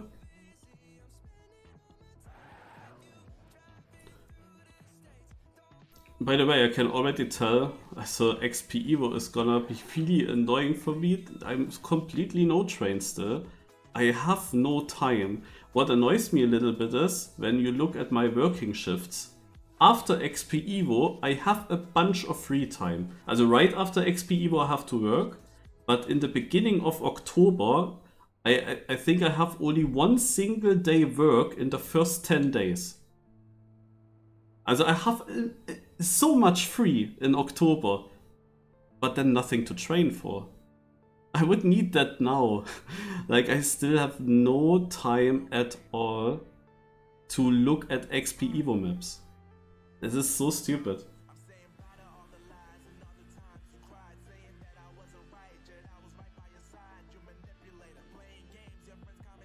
Yeah, you could say that, Hagen, but also then, like, even if I didn't. The fact that my parents are now here, also the thing is, I had birthday, so I prepared a birthday cup, I hosted the birthday. Then now my parents come because of the birthday, and also my mother had birthday right after me. So now they come. I know that I cannot really play now over the weekend too much. Now I can also not play deep into the night, where it would be the easiest, because my father will be here still sleeping. And when he is going on Tuesday, then I have again 2 long working shifts. And then it's XP Evo. That's already XP Evo. Also I think I need XP Evo to train further. But the thing is, does it even matter? Because I will not go far anyway. Like with this. I was really motivated, but I will not go far. Like, it will be difficult already to reach the top 120. But then, but even if I would make that, the next match then, like, chanceless. How shall I do that? I should focus on the RPG event on XP Evo. But even for that, it will be difficult to find enough time to train. Even for that, it will be difficult. And I think for that, I didn't even need a tournament ticket. Like, I bought a tournament ticket, but I don't think that I have much advantage from it. Naja, there will be also Kaki. I mean, for that, maybe because you have the PC access, maybe that is good for the tournament ticket. Because I could at XP Evo train for United theoretically, but I would need to qualify for United first. Matches on Sunday evening, by the way. And there are a bunch of matches on Sunday, by the way. I don't know if I can drive something from that, but if my parents weren't here, then I would have different cups and matches starting at 2 PM on Sunday, ending at the very end of Sunday. There's like an endurance RPG stuff like that, so something is there. Sounds very interesting, would like to play, but it starts in the afternoon. I don't know, it depends really on when my mother is driving away. That I have to ask. If she is staying till Monday morning, or if she's staying till Sunday noon and then drives away again, I don't know. But yeah, there's a lot of stuff happening, and yeah, also there is also Kaki event at XP Evo they announced, so you can basically sit at a PC and do Kaki. I mean, I'm not really playing Kaki too often, but why not? I mean, you could try that a little bit. There is even something to win, I think. Also they didn't announce what it is, but they said like players that finish all 10 maps, they get something. So why not? Yeah, you can do something if you don't focus on the main cup. I mean, the main cup will be extremely exciting to watch. It will be really amazing to watch all these players that are really well prepared for that. But yeah, I think playing, like, I can forget. Like, I should probably not even look at the normal maps anymore. At this point, I should fully focus just alone on the RPG maps, because there is prize money to gain and there is less competition to drive against. So maybe all the time that I can still find, put into this. But I don't know when I even have time for that. It's really difficult. It's really difficult. Naja.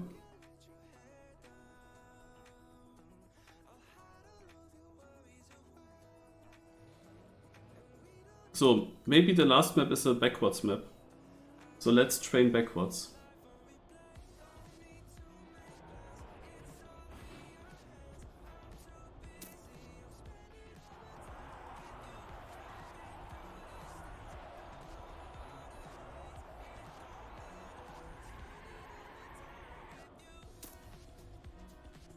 Who won Quali 2?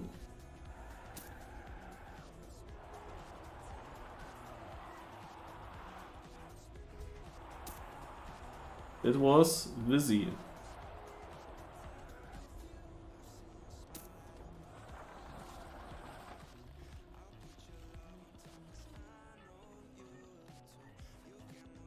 Second place, Jadon.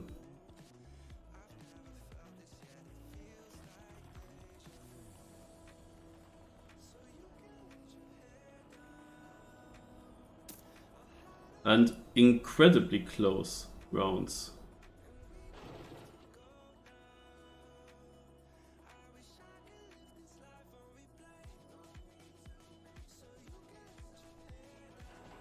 Like, definitely worth to watch. It was extremely exciting.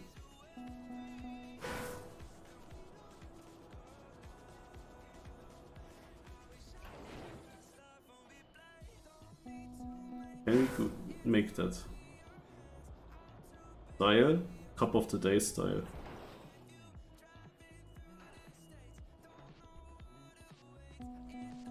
No, it was not tech. Also, it had tech, but it had also a lot of off-road.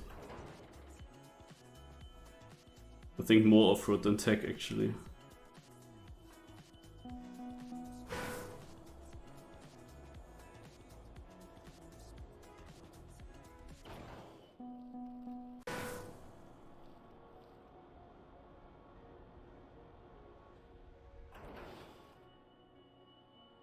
I think we need to restart.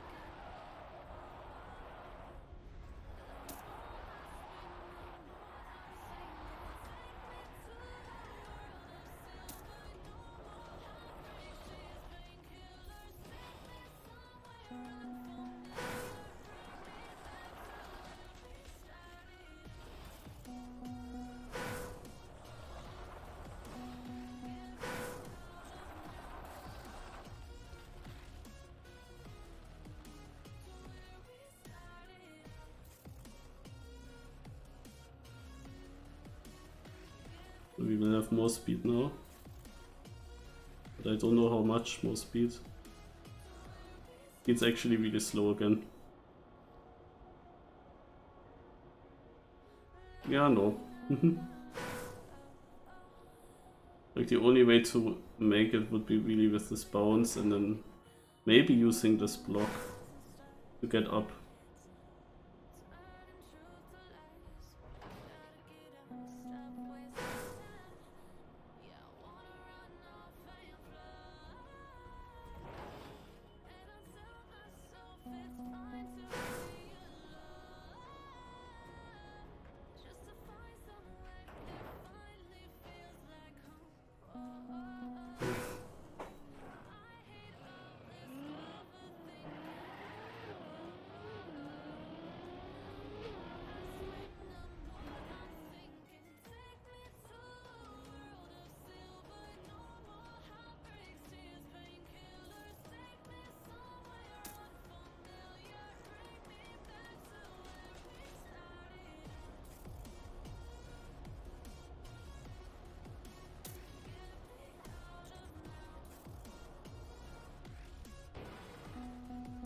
I knew it's gonna be close. I need to somehow air brake Smiley Bob.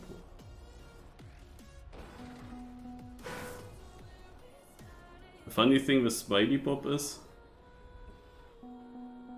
so he has won the time attack here on this map, but I haven't seen him at all in these knockouts. But imagine we get a Bob map. But I'm really surprised, like, You would think he's just a bot player, but he actually got the world record on this track.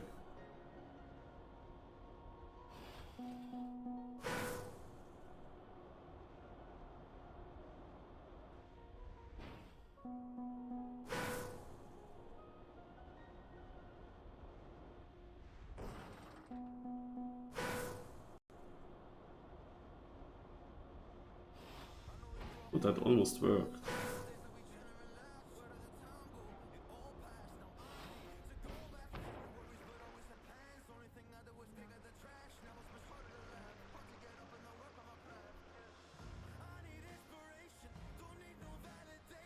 So the position that you see on my car was actually my position in the second knockout.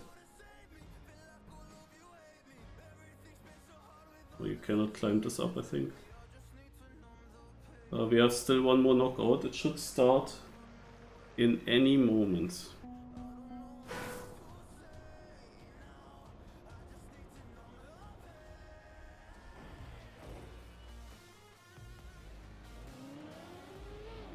Maybe I should have left the server actually.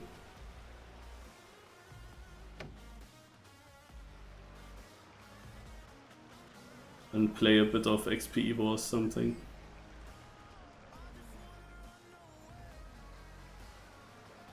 I need top 2. My only chance to qualify into Estonia, into the GrandFinal, Stage 3. The only chance is if I get a top 2 position in this last knockout. Also by average, I'm way too far behind now.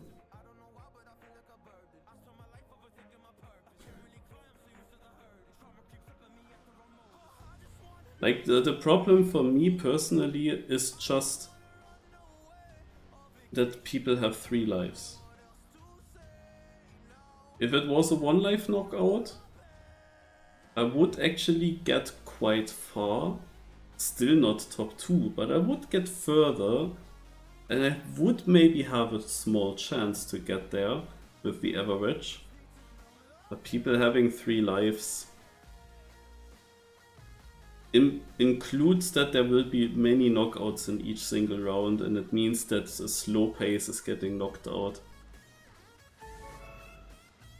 So it is very difficult. It depends a lot what is the last map about. How does it look like? What kind of map do we see? Yeah, if I was Estonian, I probably... it would look pretty good at the moment, I think. I think I would be leading.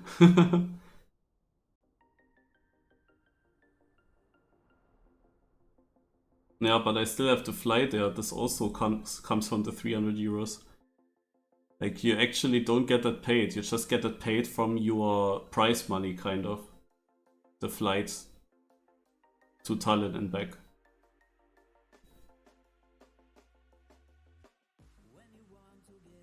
Okay, it's an Averius map. Ah, this is the reason why he starts his under 10 seconds cup late. Okay, we have an... Okay, this looks already a bit interesting. Okay, who knows? Maybe. We have to see. Reactor boost.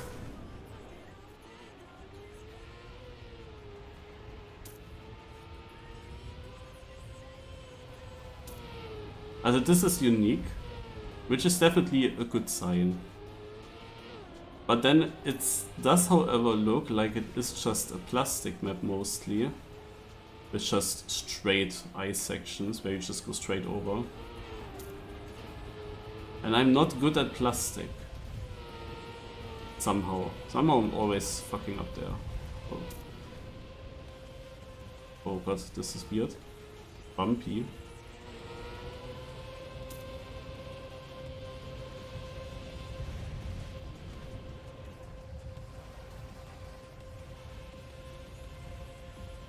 I don't even feel the icy effect on the plastic. Yeah, of course in the warm-up I get that ending super good.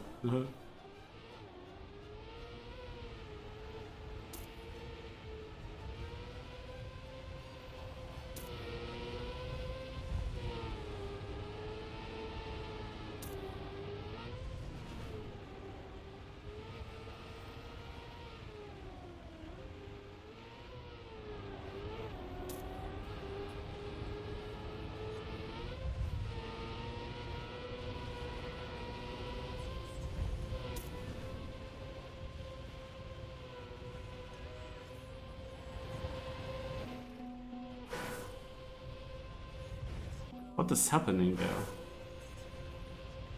Oh.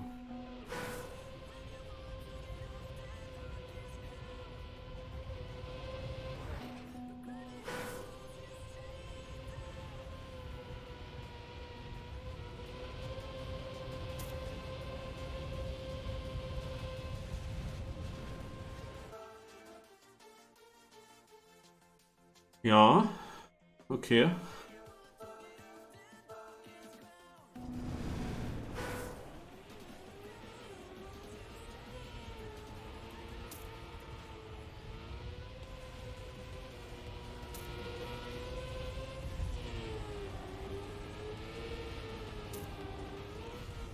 Oh no.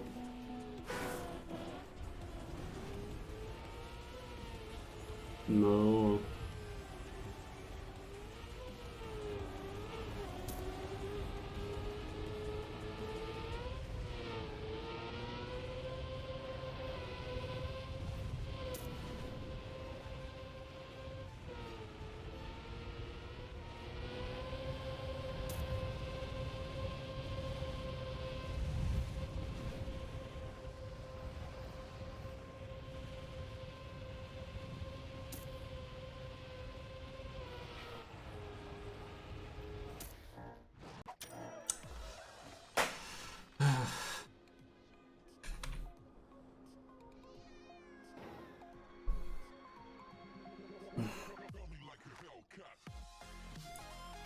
Nice transition.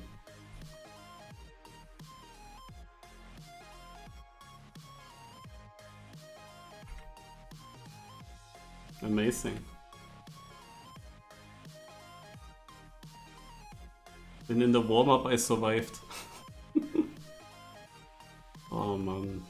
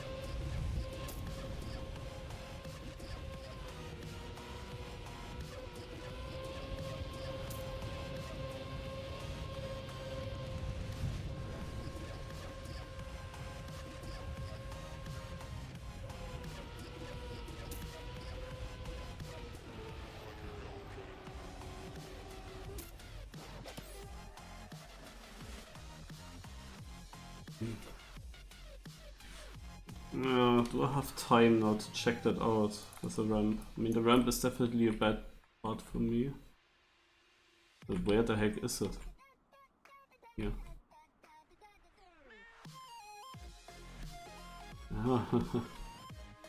Hard to say, like, why is the ramp even there?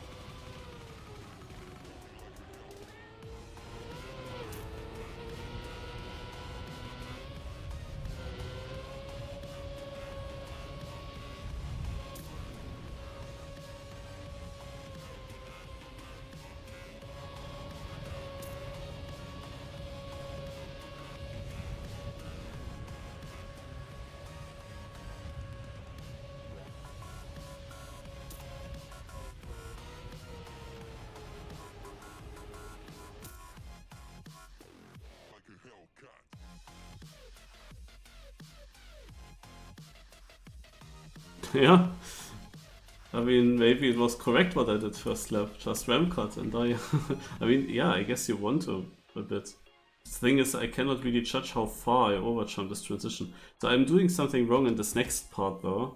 Or generally in this part, like, yeah, there's just no checkpoint for very long, that's the reason. So I was like 20 something and then I went into red again, 50 something.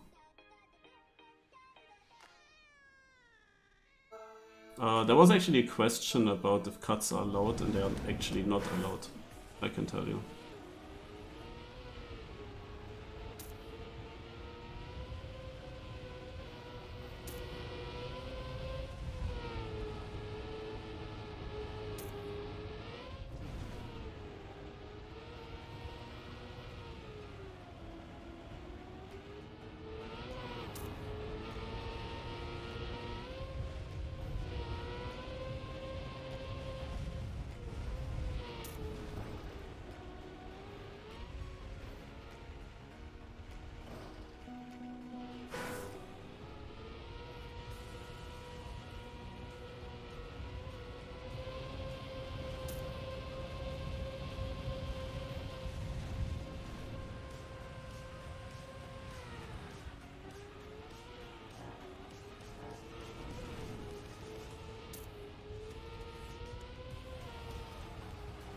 Yeah, I want to have a bit of a challenge, you know. I want to do basically the 1 life to winning challenge.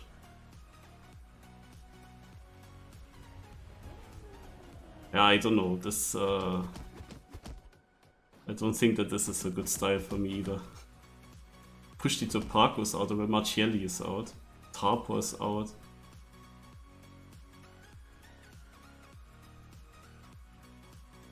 Speed Self, this is one of the most disappointing map packs I've ever seen. I mean, there are so many players also unsatisfied with that there were probably good chances here to come for. But these transitions, man, didn't really figure them out.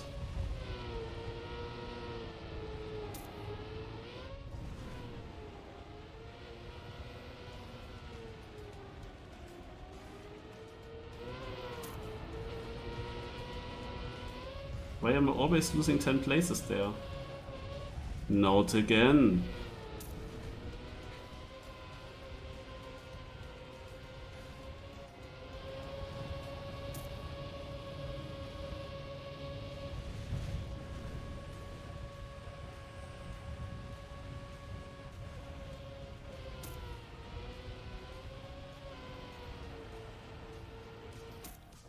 I even stayed in the... No, I'm first red even. Oh god. This one pot killed 2 of my runs? No! Oh god, was that bad? Oh no.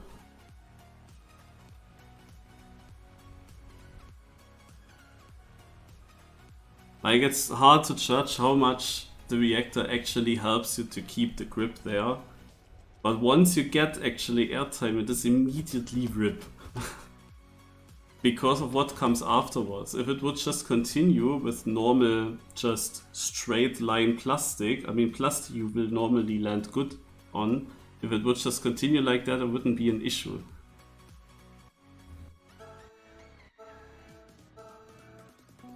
Because I was taking this a little bit too tight, this corner. Let's check out what Lingo is doing. In the start, I did the same line. Why was I always in red here? I mean, Lingo is also only 34, it's just close. So now this turn, just more inside? Yeah, I guess it's just more inside. So, yeah, I lost a lot of places there.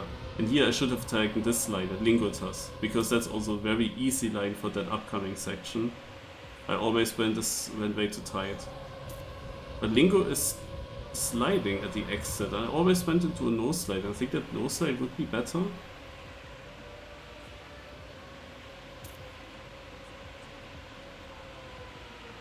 He has a very good ending.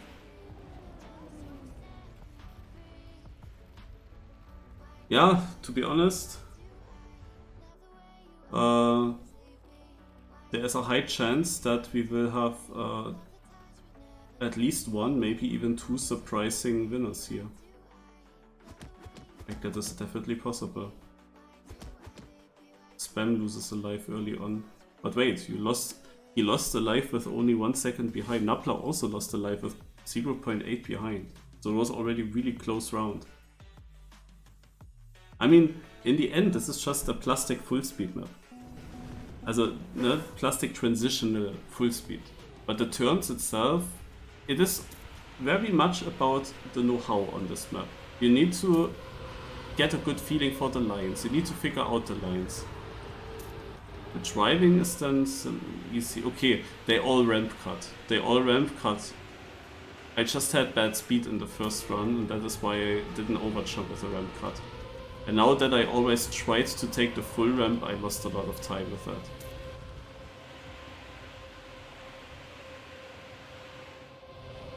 Yeah, the thing is, since I died there in the first round, I of course had a completely different feeling about this ramp. But to be honest, Semifying has a chance actually. He looks very good on this map, at least early on. There are still a lot of rounds coming, and others will also get faster, will understand it during the knockout and so on. Massa, by the way, is out. Or is he not? Yeah, he's out.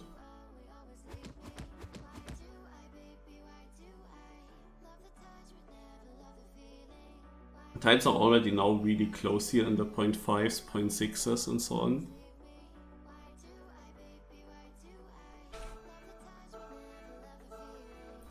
Bestia said he missed a checkpoint as well. Someone else as well. Nico says worst map hack ever.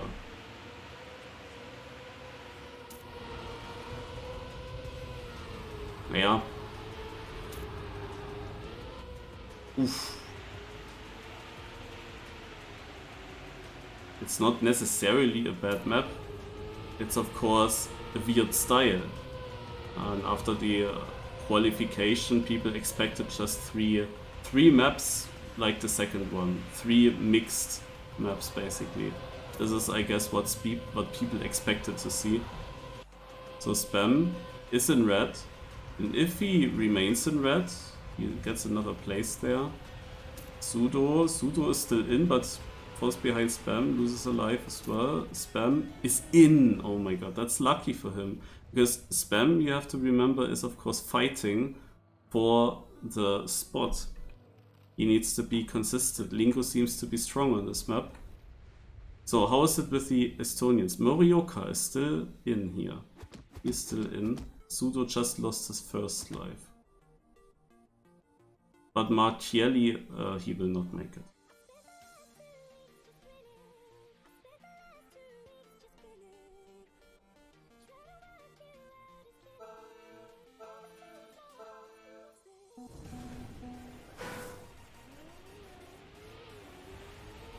This map is so yacked that I feel like there had to be a good potential.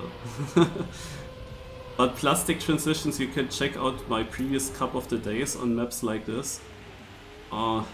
They belong to my worst cups. I don't know what it is, because plastic is just a slightly surface like grass and dirt. There aren't that many differences when you just drive on it, you would think. But for whatever reason, I'm doing worse on it. Hard to point out what is the exact reason for that. Also until the last ice section, it is super close here. Smiley Bob is still in. Sudo is losing another life. That is very good news for Morioka, who is again good. 49.8 for Morioka. Sudo down on 1 life. Of course, Sudo was better on the second map, so the question is, how was the first map? I really didn't look at the position from them, so I really cannot tell. It is obvious Sudo gained like 20 positions around on the second map. Even if he gets knocked out now, he would be still like 31st, which is pretty good. Like even if he gets now the last position in this round and he gets 31st overall, then Morioka would need to be top 11 to gain these 20 positions back. So I don't think that this is gonna be easy for Morioka to do. So Sudo already doing a good job to maybe be safe, kind of safe. Depends on how much lead he took from the first map. If he was also 30 positions ahead on the first map, well, now they are next to each other here. If he was also in the first map so much ahead, then he is already clear. Then he is already safe. But look at that. A 49.9 already gets into red. Meanwhile, we still of course have this battle. Yannick's is out. Also no chance for him in this cup. We still have the battle between Spam and Lingo. I tell you, if Spam qualifies, and he has a really good chance to do so, if Spam qualifies, then I think that he has a very, very good chance to win in the final, or to get second in the final. I mean, you always have Elcon. Elcon is always an issue. But apart from Elcon, depends on what style of maps it is, of course. But Spam definitely has a chance.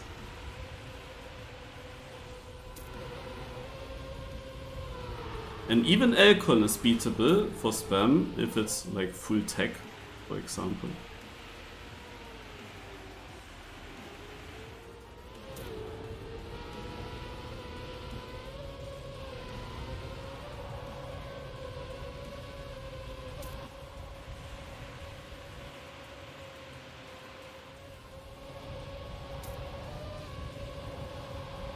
Spam got really good speed here. He also did that no slide strat that I wanted to do. He's still in first red, but he will overtake, yeah. Yeah, good ending. Secures him. So, is there... Yeah, there isn't yet. So, Morioka and Sudo, 49.565, 49.586. But every single position that Sudo continues to survive here is, of course, good for him.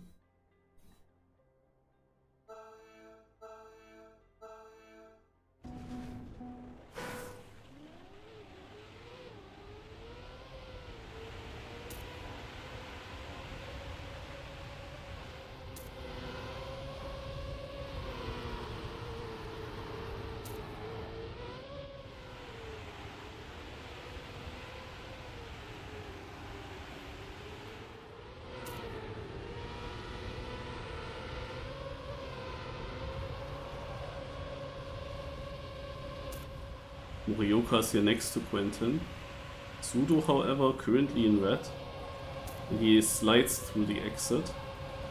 Morioka is very far left. He is losing a lot of positions. He's not next to Sudo. Again, they are side by side, both in red now though. Sudo is through, but Morioka loses his first life.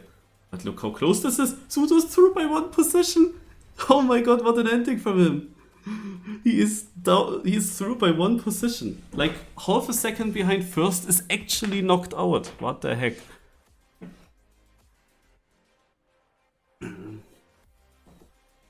That's the only thing. We are already on the last map. It's 3 maps in total.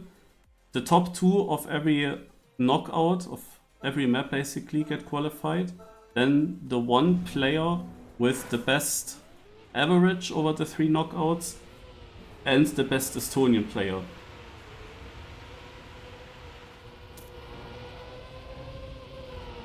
Those are the 8 spots.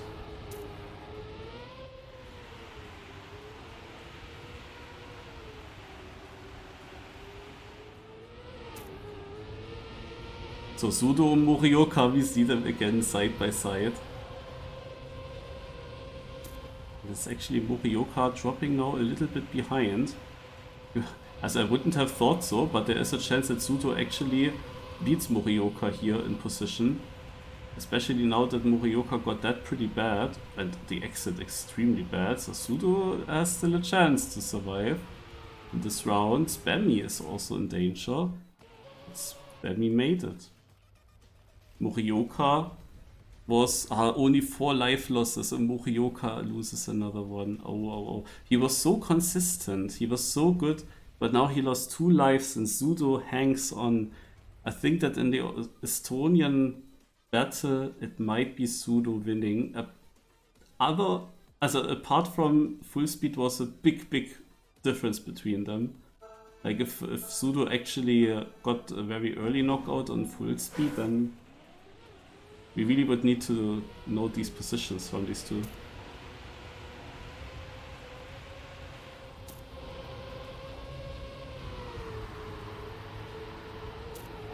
As a Spam also struggles a bit with the start. He's always a bit behind. He has a very good ending. And the ending allows him to overtake others.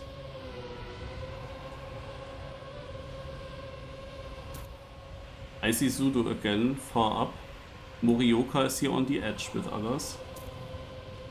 No. RIP. Sudo beats Morioka despite being down on 1 life early on.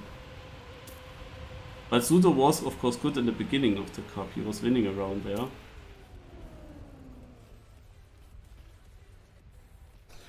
Also Sudo beating Morioka on 2 of the 3 maps. The only way that Sudo is not qualifying would be the first map, but Marchielli also writes GG Sudo, Hayom writes congrats Sudo. I guess it is set in stone, Sudo is making it.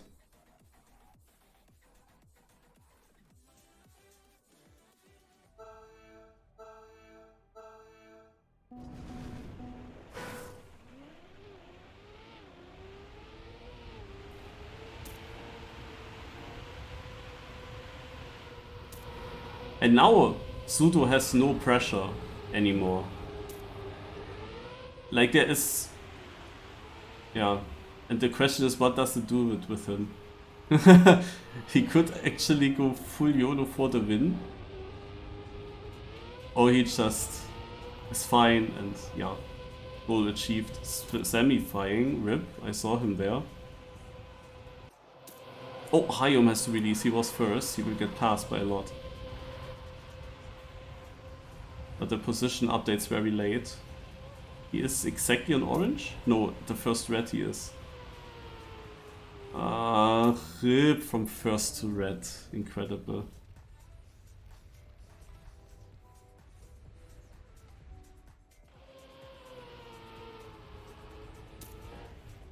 No. The final needs 1. The final needs 1 Estonian. If Sudo gets a top 2 position here, then actually the 2 best international players in terms of average position would come through. So that would look really good for Spam and Lingo together. But there were more. You guys said there were also 1 or 2 others that are close. Maybe quick.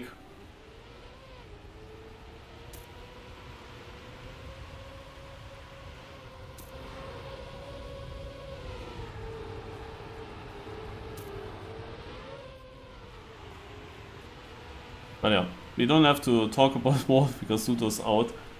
But yeah, it would have been 2 of the best international. So Spam, this is a standard bad start, but I also saw 2 crashes already.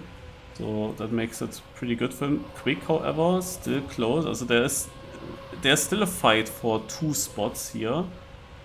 And the sector is so long, guys. It takes ages to get into this checkpoint. To have this updated. Actually there are exactly 4 mistakes, so Eve is losing his first life. Eve had no chance in the other 2 knockouts, but here he still has... He had still all 3 lives at least. Lingo also losing. And Spam actually losing, I missed that. So Spam is down on 1, but also Lingo lost now. But that's of course more dangerous for Spam. Because if he gets knocked out now, in this position, 14, then Lingo would only need to survive a little bit longer. and could overtake Spam in the average.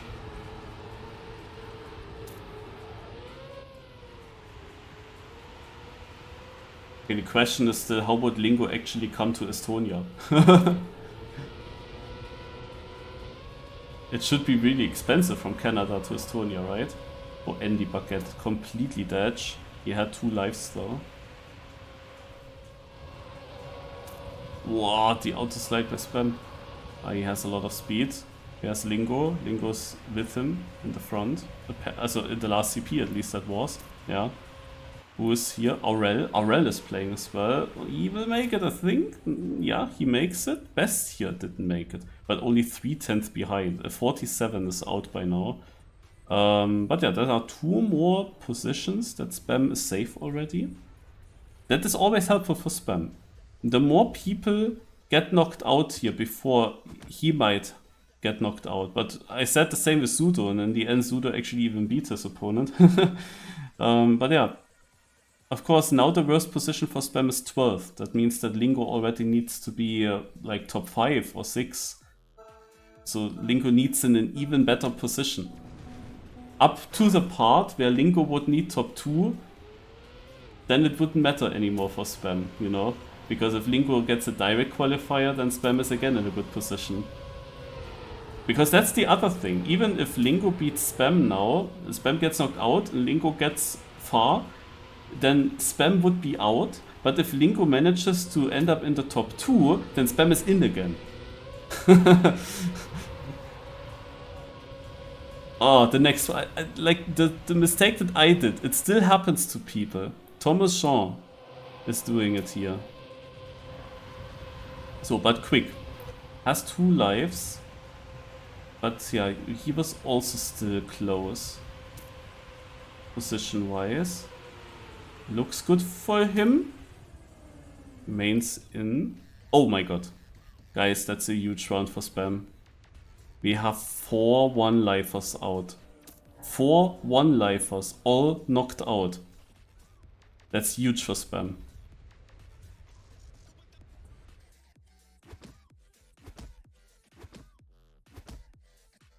Yeah, Lingo has very good chances to do better than 8th. That's for sure. I think that Spam will make it, to be honest. Because he has already a lead. Even if he gets knocked out now.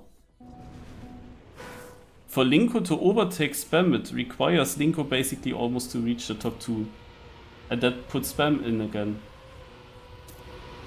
And I think that someone like Quick, like maybe you noted down the positions, but I thought that someone like Quick was too far behind Spam. Also Doyle writes, yes, GG Spam.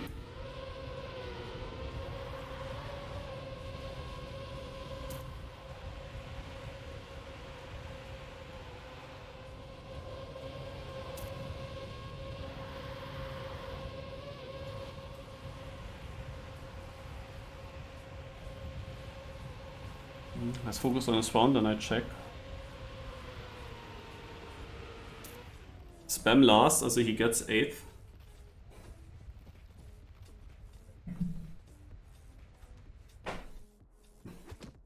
That was a sick round, by the way. Let me check if they posted something.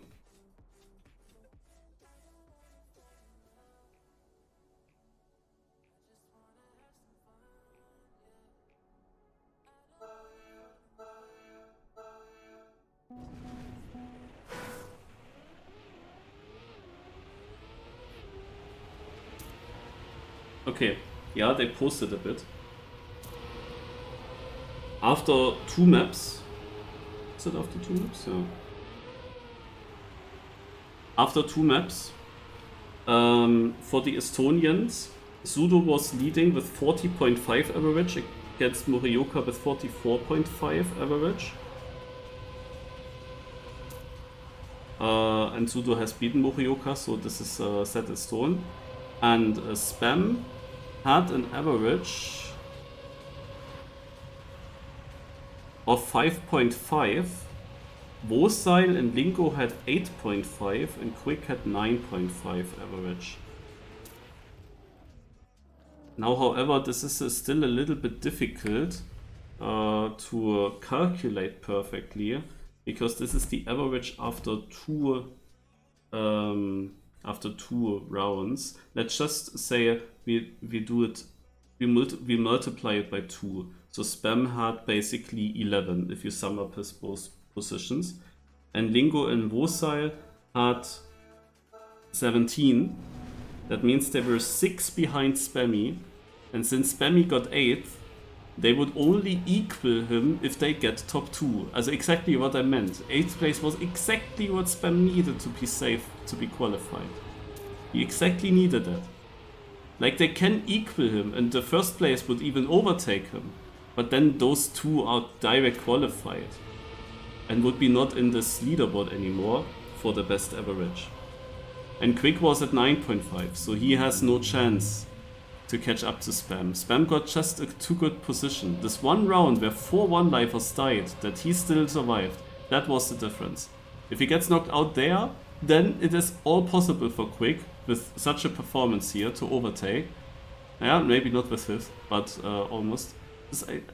Oh, they all have 2 lives actually, interesting. And what is this round? 0.18 on red. My god.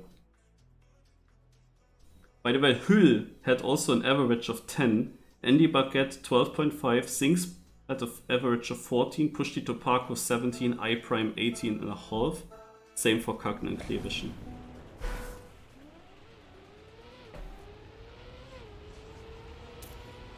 Yeah, exactly. It's like with the trophies.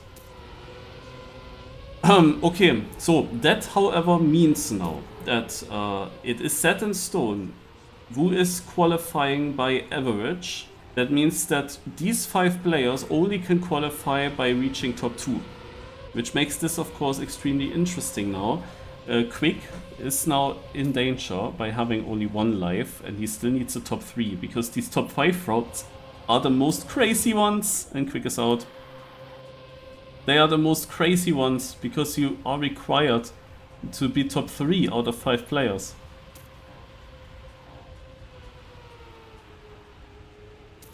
Oh, Shinix almost came back. I mean, Shinix, to be honest, is a surprise here. And if he had sniped Vosal in this ending, then Vosal would have been out. So it would have been top 3 already. You have Hayom, Lingo, and then Shinix and Vosal. And Hayom, we saw how he lost his 1 life. It was in a round where he was leading and got a little bit too far in this fast downhill road.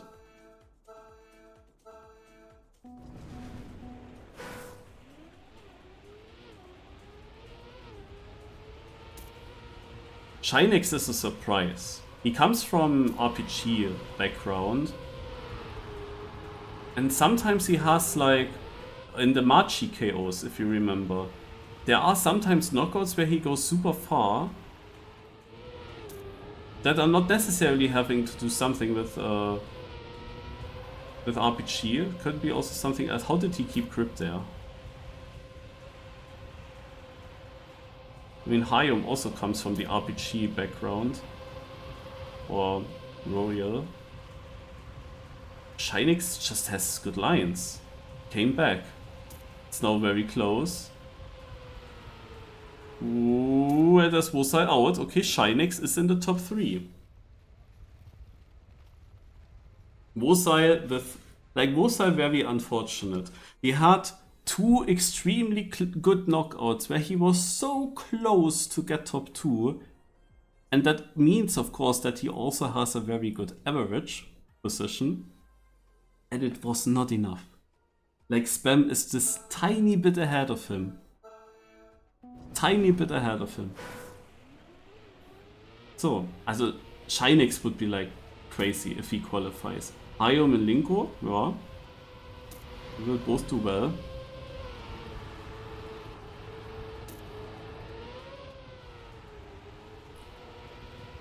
I wanted to see a bit of the Hayom Lions. He goes over the snow even. Look at that.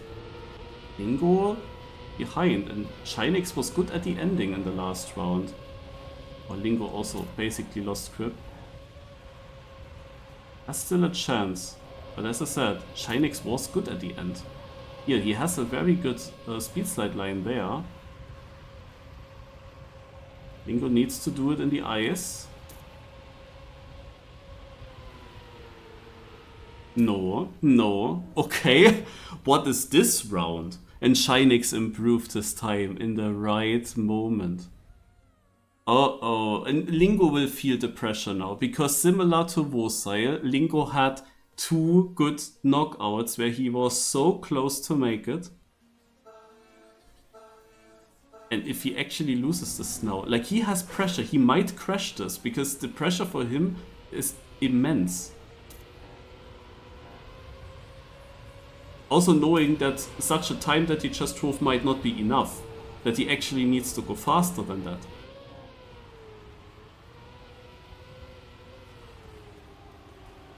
He gets a good start, but of course any airtime now, any bad airtime could knock him out. There is a good lead for Lingo and Hayom, but so risky in this road turn when they have this pace. Survives, doesn't crash the flag. However, Shinix might actually go through against Hayom, and that this is not decided yet. And it's a triple one-lifer. Hayom also into pressure. Lingo actually delivers under this pressure situation. He just drives a .88, but he will still be annoyed. Why is Shinix second? He wants to be sure, he wants to be safe. This is now the highest pressure round for all these players, but Shinix may be a bit in the momentum on the upper side, because he hangs on. The other 2 players had a feeling like, I want this to be over. And now, oh no, I have to go for one more round. You know, this is like how Hayom and Lingo might feel about this, while Shinix is just hanging on. And he is definitely the underdog, but he seems to understand the lines on this map. And Hayom was so dominant, he looked so good, but he is actually in danger now to not make it.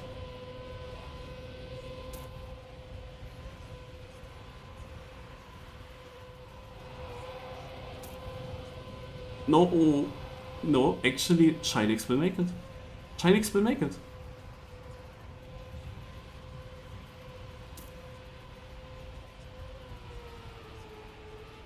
Shinix will make it. I cannot believe it.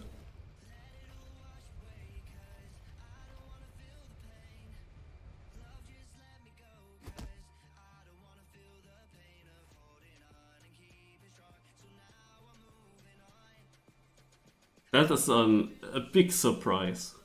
We have Shinix and Hege in the top 8.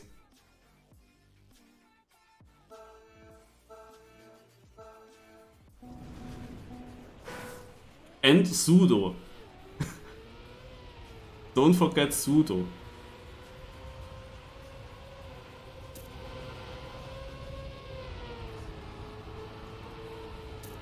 So, who gets 100 euros? This is also still on the line for Shinix. But Lingo is on a crazy level on these maps. We saw also some crazy Cup of the Day finals from him pace-wise, but he also sometimes fails them. He is also known for making mistakes.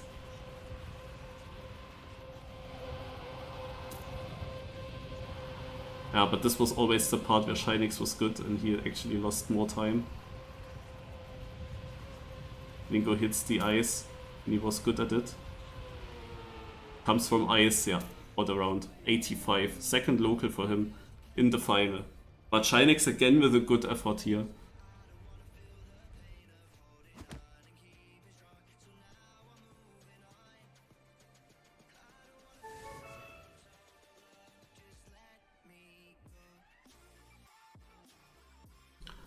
To be honest, Hayom looked to be as if he was the best player out of those 3. He had also the 2 lives for the longest. He was so close to make it.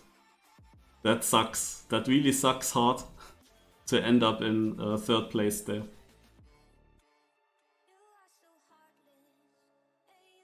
I mean, this is always with the knockouts. Like, someone has to be 3rd. There always has to be someone in 3rd. And I'm not surprised that Spam is qualifying by consistency. But it is lucky for him still.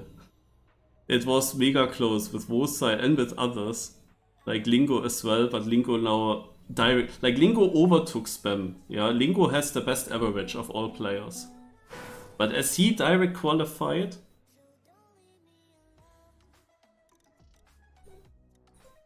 over the top 2, Spam is still taking it.